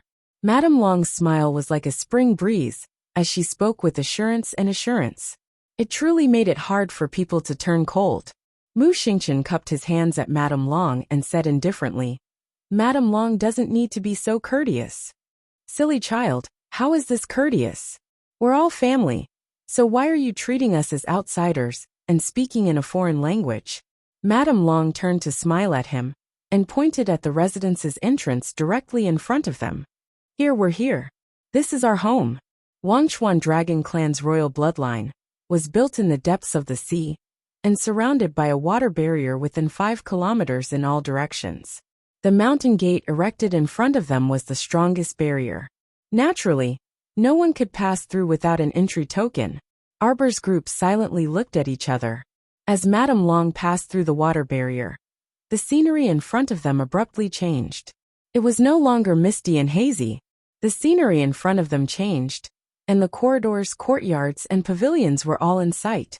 The forest was deep, and a fragrant scent assailed their nostrils. When the servants saw Madame Long, they hurriedly bowed and greeted her. Madame Long smiled and nodded, indicating for them to do their own things. Jojo, are you going back to Yinyuan first or, Madam? A middle-aged servant came forward with a smile and bowed to Madame Long. The patriarch has heard that young Master Mu and young Miss Mu have arrived. Please come with us. Madame Long couldn't help but smile. She turned around and looked at Arbor and the others apologetically. Jojo, Stardust, your grandmother already knows that you're here. Old people are impatient. I think you should go and pay your grandmother a visit first. What do you think? Mu Xingqian stretched out his hand and bowed. With an indifferent expression he said, As it should be. Madame Long, please lead the way. Madame Long saw his solemn and indifferent expression, and knew that the previous matter must have made this young master unhappy, and he would not be able to resolve the knot in his heart in a short time. Where is Cloud Court? Arbor suddenly asked. Long Huan sighed in relief and said with a smile, "Younger cousin, you don't know, but Cloud Court is the court where Aunt used to live." He wasn't afraid that the little stoic would speak, but he was afraid that she would ignore him and not speak no matter what. When Mother found out that you were coming, she ordered people to tidy up inside and out a long time ago.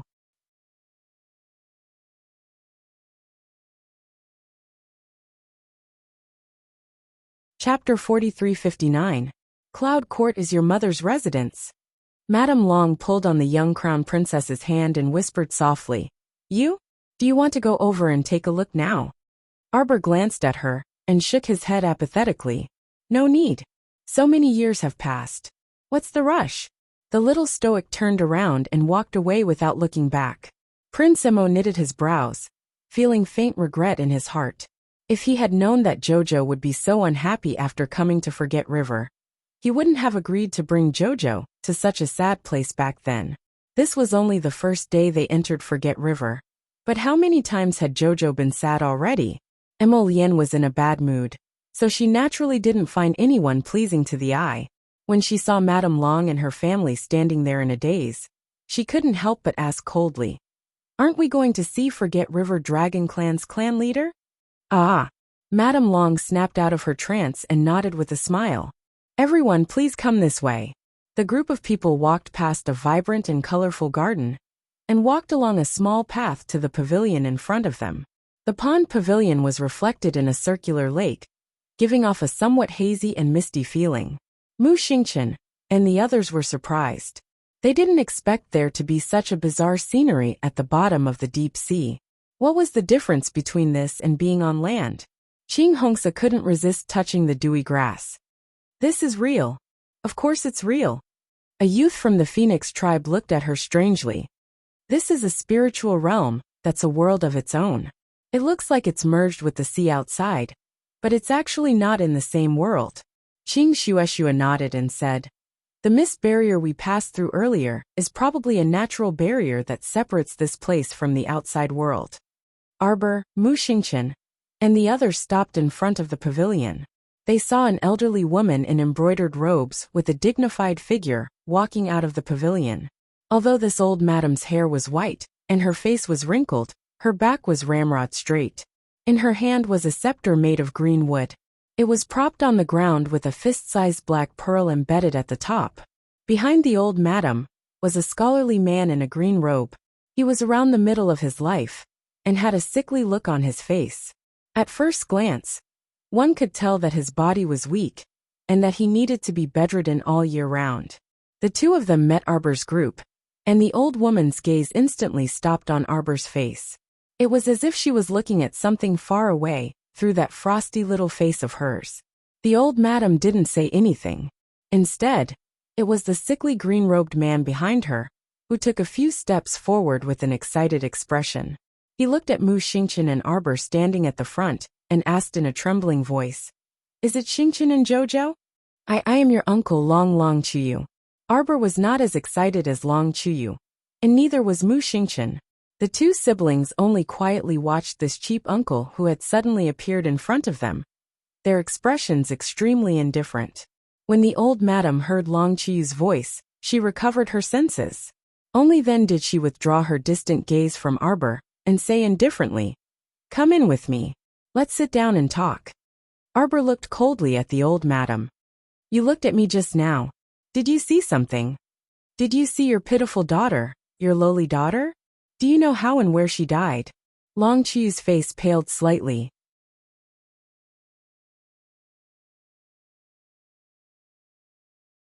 Chapter 4360. What identity are you using to speak to us? Maternal grandmother? Dragon Clan's clan head? Or your daughter who died outside, Long Qian's mother? Impudent. A beautiful middle-aged woman beside the old madam couldn't help but shout angrily. Long Qian raised her hand and stopped that beautiful woman from continuing to hoot. She took a deep breath and looked at Arbor. "I know you siblings have a grudge against me." Grudge? Arbor couldn't help but snicker. He tilted his head and looked at everyone in disdain. How can someone without feelings have a grudge? Everyone looked over in a daze. They saw the little stoic whose white robes were not tainted by a speck of dust. Her expression was indifferent, as she stood there with her hands behind her back. She was like the vast sky, aloof and lonely. Us siblings didn't come here to acknowledge you as our family, nor do we have any intention of seeking connections. We just want you to hand over all of Mother's belongings. Also, please hand over her remaining life lantern's broken shadow, because you don't deserve it. You. The beautiful middle-aged woman glared, and couldn't help but turn to look at the Dragon Clan's clan head, Long Qian. Aunt, are you going to allow her to be so impudent? Are you going to allow her to trample on our Dragon Clan's face? Aunt, you heard about what happened just now as well. This woman who doesn't know the immensity of heaven and earth dared to severely injure my son. Aunt, he's your grandson too. Are you going to allow her to shut up? Long Qian looked sternly at that beautiful woman. Aunt. Bai Ningxuang stomped her feet in anger. She had already heard about her son Long Ji's incident, but she hadn't rushed over to see how badly he was injured. However, she felt like her heart was about to shatter when she heard the vivid description of the incident from the messenger. Must you speak like this? Old Madame Long Qian took a deep breath and leaned on the cane in her hand. Just now you. How can you not know what I did just now? That bastard called Long Ji insulted my mother at the city gates. This isn't something that happened overnight, right? Traitor? Is this the crime that you Dragon Clan scum are trying to frame her with? She is such a proud and aloof person. Why should she accept your accusations?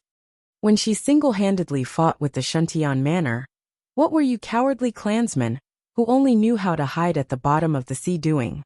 Moaning about nothing, living like a drunken stupor? I only ask today, how much is Xiao Xiao Feng you? Look at her with a smile. She's such a foolish woman. She sacrificed her entire life for your despicable race. In the end, she even lost her life. It's funny, isn't it? I think it's funny too. Haha. What a sad life. Stop talking. Long Qian shouted angrily. She is destined to be alone for the rest of her life. Arbor suddenly raised his voice, and his cold voice covered Long Qian's shout. Do you know what it means to be alone? Family, parents, brother, husband, son, daughter, everything is gone. In the end, he died miserably in that secret realm. Don't you have a heart? Don't you feel pain? She didn't know why her eyes were brimming with tears at the end. Long Qian gripped the cane and stood there with a stern expression. Yet Long Chu wailed bitterly and dashed forward to hug the little stoic. Suddenly, he was pushed away forcefully and met with a pair of bone-chilling phoenix eyes. Emolian reached out to pull the little girl into his arms. He suppressed his emotions, and his voice was low and trembling. Let's go back.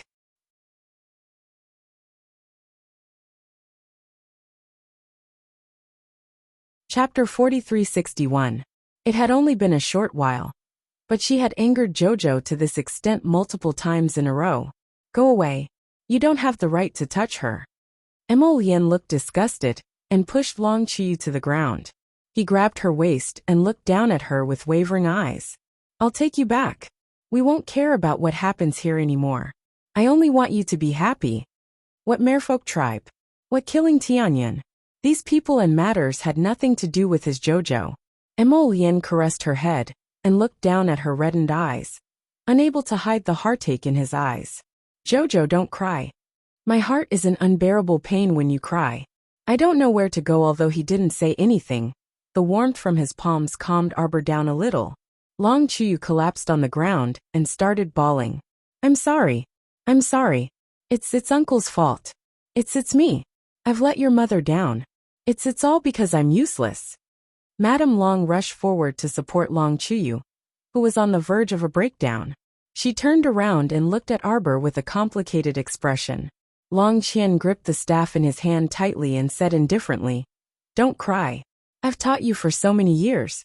Why do you still only know how to cry when something happens? Long Chu felt terrible. He supported his wife's hand and staggered to steady himself. Mother, what happened back then? You can't blame anyone for what happened back then. Long Qian turned to look at Arbor, a cold glint shooting out of his eyes. You're young and don't know the whole story. It's pardonable. But things aren't what you think. Said Mother's life lantern's broken shadow, and all of her belongings to Cloud Court within 2 hours. Emolian coldly interrupted Long Qian's words, and directly picked up the little stoic, before turning to leave. Clan Head Long, you can try the consequences of disobeying this monarch. I'm afraid you can't afford to gamble. After throwing down these icy words, Emolian was disinclined to continue conversing with other people. So he left with Qiao Mu in his arms without looking back. Mu Xingchen only felt his heart clench uncomfortably. He glanced at his indifferent grandmother, then mechanically turned his head and strode after her. Although the venerable Peach Blossom Immortal was smiling, his eyes were cold. Leisurely putting down his arms, he glanced at the silent Dragon Clan leader and chuckled. Hurry up, our patience is very limited. When the rest of the people saw this, they hurriedly followed and left in a group. Shue, look. Is that mother? Qing Hongsa suddenly cried out in surprise. She raised her hand and tugged at Qing Shue's sleeve. Qing Shue naturally saw the queen and her entourage.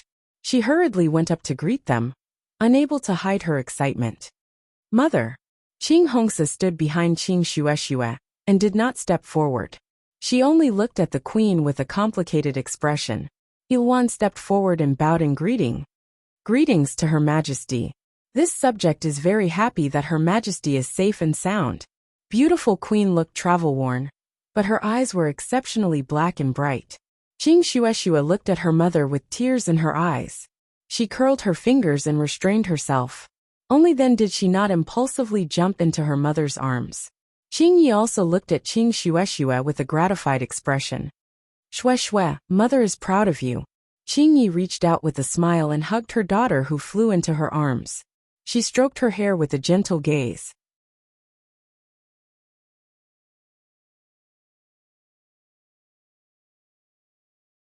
Chapter 4362. When I came in just now, I heard that Jojo had some conflict with the mermen. Where are they now? Mother, it's a long story. Let's talk as we walk. Qing Hongsa stood outside the crowd. She opened her mouth slightly and watched Qing Shue and her mother leave together. She froze on the spot. Ilwan and the others followed the queen, leaving her standing there in a daze for a long time. Then she slowly followed them, dejected. So her mother really didn't like her. Didn't she already know this? Why did she still feel sad? Mother, are we really going to stay in Wangchuan? Qing Shue held the queen's left hand and tilted her head to look at her. If she lived under someone else's roof for a long time, it wouldn't feel good. Qing Yi looked at her with a smile. Aren't we going to set up the Tianyun battle group? Mother, you want to join? Lisha Island should be a good choice. Qing Yi patted the back of her daughter's hand. We'll take it one step at a time. Let's see first. Arbor pushed open a long window and looked up at the silver moonlight pouring down from the sky. Faint silver frost covered the window. The faint moonlight illuminated the courtyard. A gust of hot wind blew over, ruffling a strand of hair by her temples. Emolian walked slowly to her side and looked down at a small mahogany box on the table. Not long ago, the merman had sent her mother's belongings. There weren't many of them. After all these years, her mother only had this small box with her. A few pieces of jewelry, and a few personal items. There was also a short knife inlaid with a row of blue gems. It looked very earthy. It was very ugly, and the handle of the scabbard had been worn out. It was clear that the owner liked this knife very much. Arbor took it out. The blade hadn't been used for so many years, and was no longer shiny. There was even a small cut on the blunt edge of the knife. So ugly, Arbor muttered to herself. Her small hand touched the blade inch by inch, and stopped for a moment. Fusheng. What? Emolian paused and looked down at his wife's hand. Fusheng. Arbor touched the blurry handwriting on the blade. Fusheng. Fusheng. Emolian murmured. Life is like a dream, but when you wake up from the dream, it's all in vain. Arbor put the blunt knife back into its sheath and held it tightly in his hand.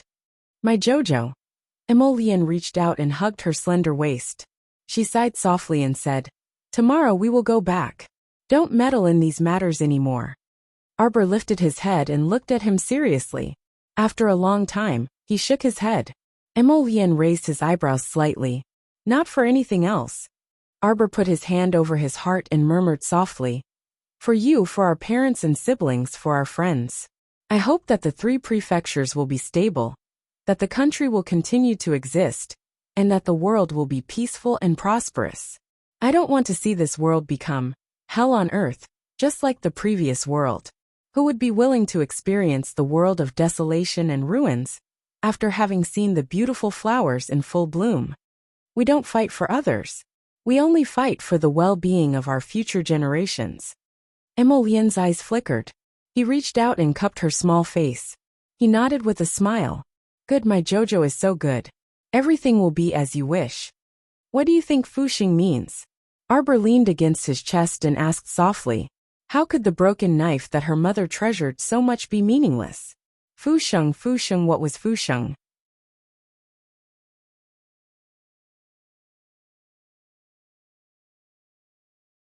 Chapter 4363. The next day the main hall of the Dragon Clan was filled with many people. Queen Qingcheng sat on the left side and chatted with the clan leader, Long Qian, for less than 3 sentences when a servant announced their arrival. Long Qian looked up and saw the cold-faced little stoic entering hand in hand with a tall and slender black-clothed youth. They stood in the center of the hall. Jojo. Queen Qingcheng stood up happily and hurried over to greet him. Xiaomu looked over. When she met her smiling gaze, her expression relaxed, and her lips involuntarily curled into a faint smile. Long Xiangyin saw this and hastily tugged on her brother's sleeve. Long Xiang felt a bit bitter inside. This little stoic was too hard to get along with. The siblings had interacted with this stoic face for so many days, but they had never seen her show such a sincere smile to them. Auntie. Queen Qingyi walked over and hugged her. She patted her shoulder. It's great that you're all okay. Aunt Yi, is there a transportation formation at the bottom of the sea that will send you away? Mu Xingchen couldn't help but ask. Qingyi didn't hide it and nodded. This transportation formation was set up by your mother.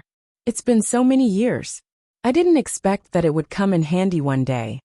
That time we were still young. We often met up and went to the sea valley to train together. Your mother found it troublesome, so she asked someone to set up a transportation formation so she could find me anytime. Qingyi couldn't help but yearn for it when she talked about her childhood. In the blink of an eye, you're all grown up. That's all in the past. Jojo Xingchen. Yesterday? Yesterday was just a misunderstanding. Long Qian interrupted Queen Qingye's words. Arbor glanced at her coldly. Our mission this time is to set up and kill the Heavenly Fate battle group. Let's cut the crap. Previously when Long Xiang discussed with us, what island did he say we would do it on? When Long Xiang heard the little crown princess calling his name, he hastily came out from the Long clan and nodded. Yes. The Dragon Clan is going to set up the base of the Celestial Fate Legion on Lisha Island. When everyone is gathered, we will begin the secret training. With half a year as the deadline, we, the Forgotten River Dragon Clan, will cooperate with the training of the 3 continents. Since that's the case, let's go together. Arbor turned to the queen and nodded. All right. Long Qian's face was cold the entire time. When she heard this, she couldn't help but say, is this the only thing we can talk about? What else do you want to talk about? Arbor looked coldly at the dignified old lady. I want to talk to you in private, Long Qian said. That won't be necessary. Emolian directly refused and said with a cold expression, you just need to do as you said and provide that island. 10,000 elites from the Divine Prefecture should be able to reach the River of Forgetfulness in the next 2 days. There are 10,000 elites from the Tsang and Ming continent. They will probably arrive in 2 days. Emolian looked up at Long Qian and said, so, you just have to prepare yourself. After Long Qian was reprimanded by Prince Mo, she didn't get angry. Of course, she knew who these 2 people were. However, she had to talk to the little stoic face to face. No one could stop her. I know that you have opinions about me and the entire Long clan, Long Qian said coldly.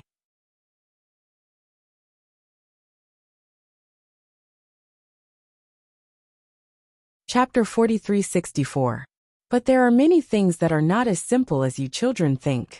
Back then, the Wangchuan region was attacked by you humans. How many people died and how many resources were lost? Don't you know? Tu Xianzi walked out of the crowd with his cane and snorted. That's all in the past. We won't pursue the matter, and we won't seek any justice. Instead, we want to form an alliance with you. Shouldn't you show some sincerity? Dear Tu Xianzi, is our sincerity not enough? The venerable Peach Blossom Immortal waved the fan in his hand and looked at Tu Xianzi with a smile. We came all the way here from the land of the gods and accepted the alliance. What else do you want? Long Qian looked at Arbor seriously and said, I want to talk to you face to face. We have nothing to talk about. Arbor turned around and pulled Emolian out. Long Qian ordered coldly, stop them. Immediately, countless merman guards swarmed in from outside and surrounded the two of them. Emolian turned around with a spurious smile to look at the frosty Long Qian. Clan Head Long, we advise you to be prudent and think thrice. Long Qian looked at Emolian coldly and turned to look at Arbor. However, he saw that the little girl's naturally cold face did not show any emotion. Only her dark eyes were staring at him coldly and silently. He felt a little scared. Long Qian took a deep breath and closed his eyes. He raised his hand slightly and said, I only need 15 minutes. You can leave once you're done. There's nothing that can't be said. Arbor's eyes were cold. If you have something to say, you can say it here. Are you sure? Long Qian couldn't help but be angry at the little girl's stubborn attitude. He raised his voice and shouted. Arbor nodded. Speak. If that's the case, then please, Aunt Bai. Aunt Bai. Long Qian and Long Shengyun couldn't help but interrupt Bai Ning Shuang. They looked at Long Qian anxiously with a serious expression. Grandmother, please calm down. Grandmother, why are you getting angry at the stoic face? She was born like that, expressionless to everyone. Didn't you see that she was also expressionless when facing her husband? It's not targeted at you, Long Shengyun said anxiously. Long Qian's furious gaze slowly calmed down. She stared at Arbor and said, This is a serious matter. I can only talk to you in private. A quarter of an hour should be enough. Arbor stared at her coldly for a moment, then took her husband's hand and walked out. Long Huan, how do I get to Lisha Island? Long Huan could not help but smile bitterly. At this time, she really did not want to be called by the little crown princess. Refusing a toast only to drink a forfeit, Bai Ning Shuang's face was filled with anger, but she had nowhere to vent it. Thinking of her poor son Long Ji's miserable state, she wished she could cut the woman in front of her into 1,000 pieces and pull out her tendons and bones. Her precious son was actually beaten up by a little bastard to the point that half of his body was paralyzed. How could she let such a vicious woman go today? Oh, it's so lively here. A light chuckle came from the door. The person was dressed in white. He was tall and slender, and his long hair hung loosely by his waist. As he walked over with a smile, it was as if there was a faint layer of light surrounding him. State Preceptor? Emolian and Arbor both murmured. You're tuning in to the Li Mei's Wuxia Whispers YouTube channel. We're so grateful for your support. And don't forget to subscribe to join us on this incredible journey through captivating stories. Your generosity through donations truly makes a world of difference, as it's the primary source of revenue that allows me to expand and enhance this channel for you. Thank you from the bottom of my heart for being a part of this adventure.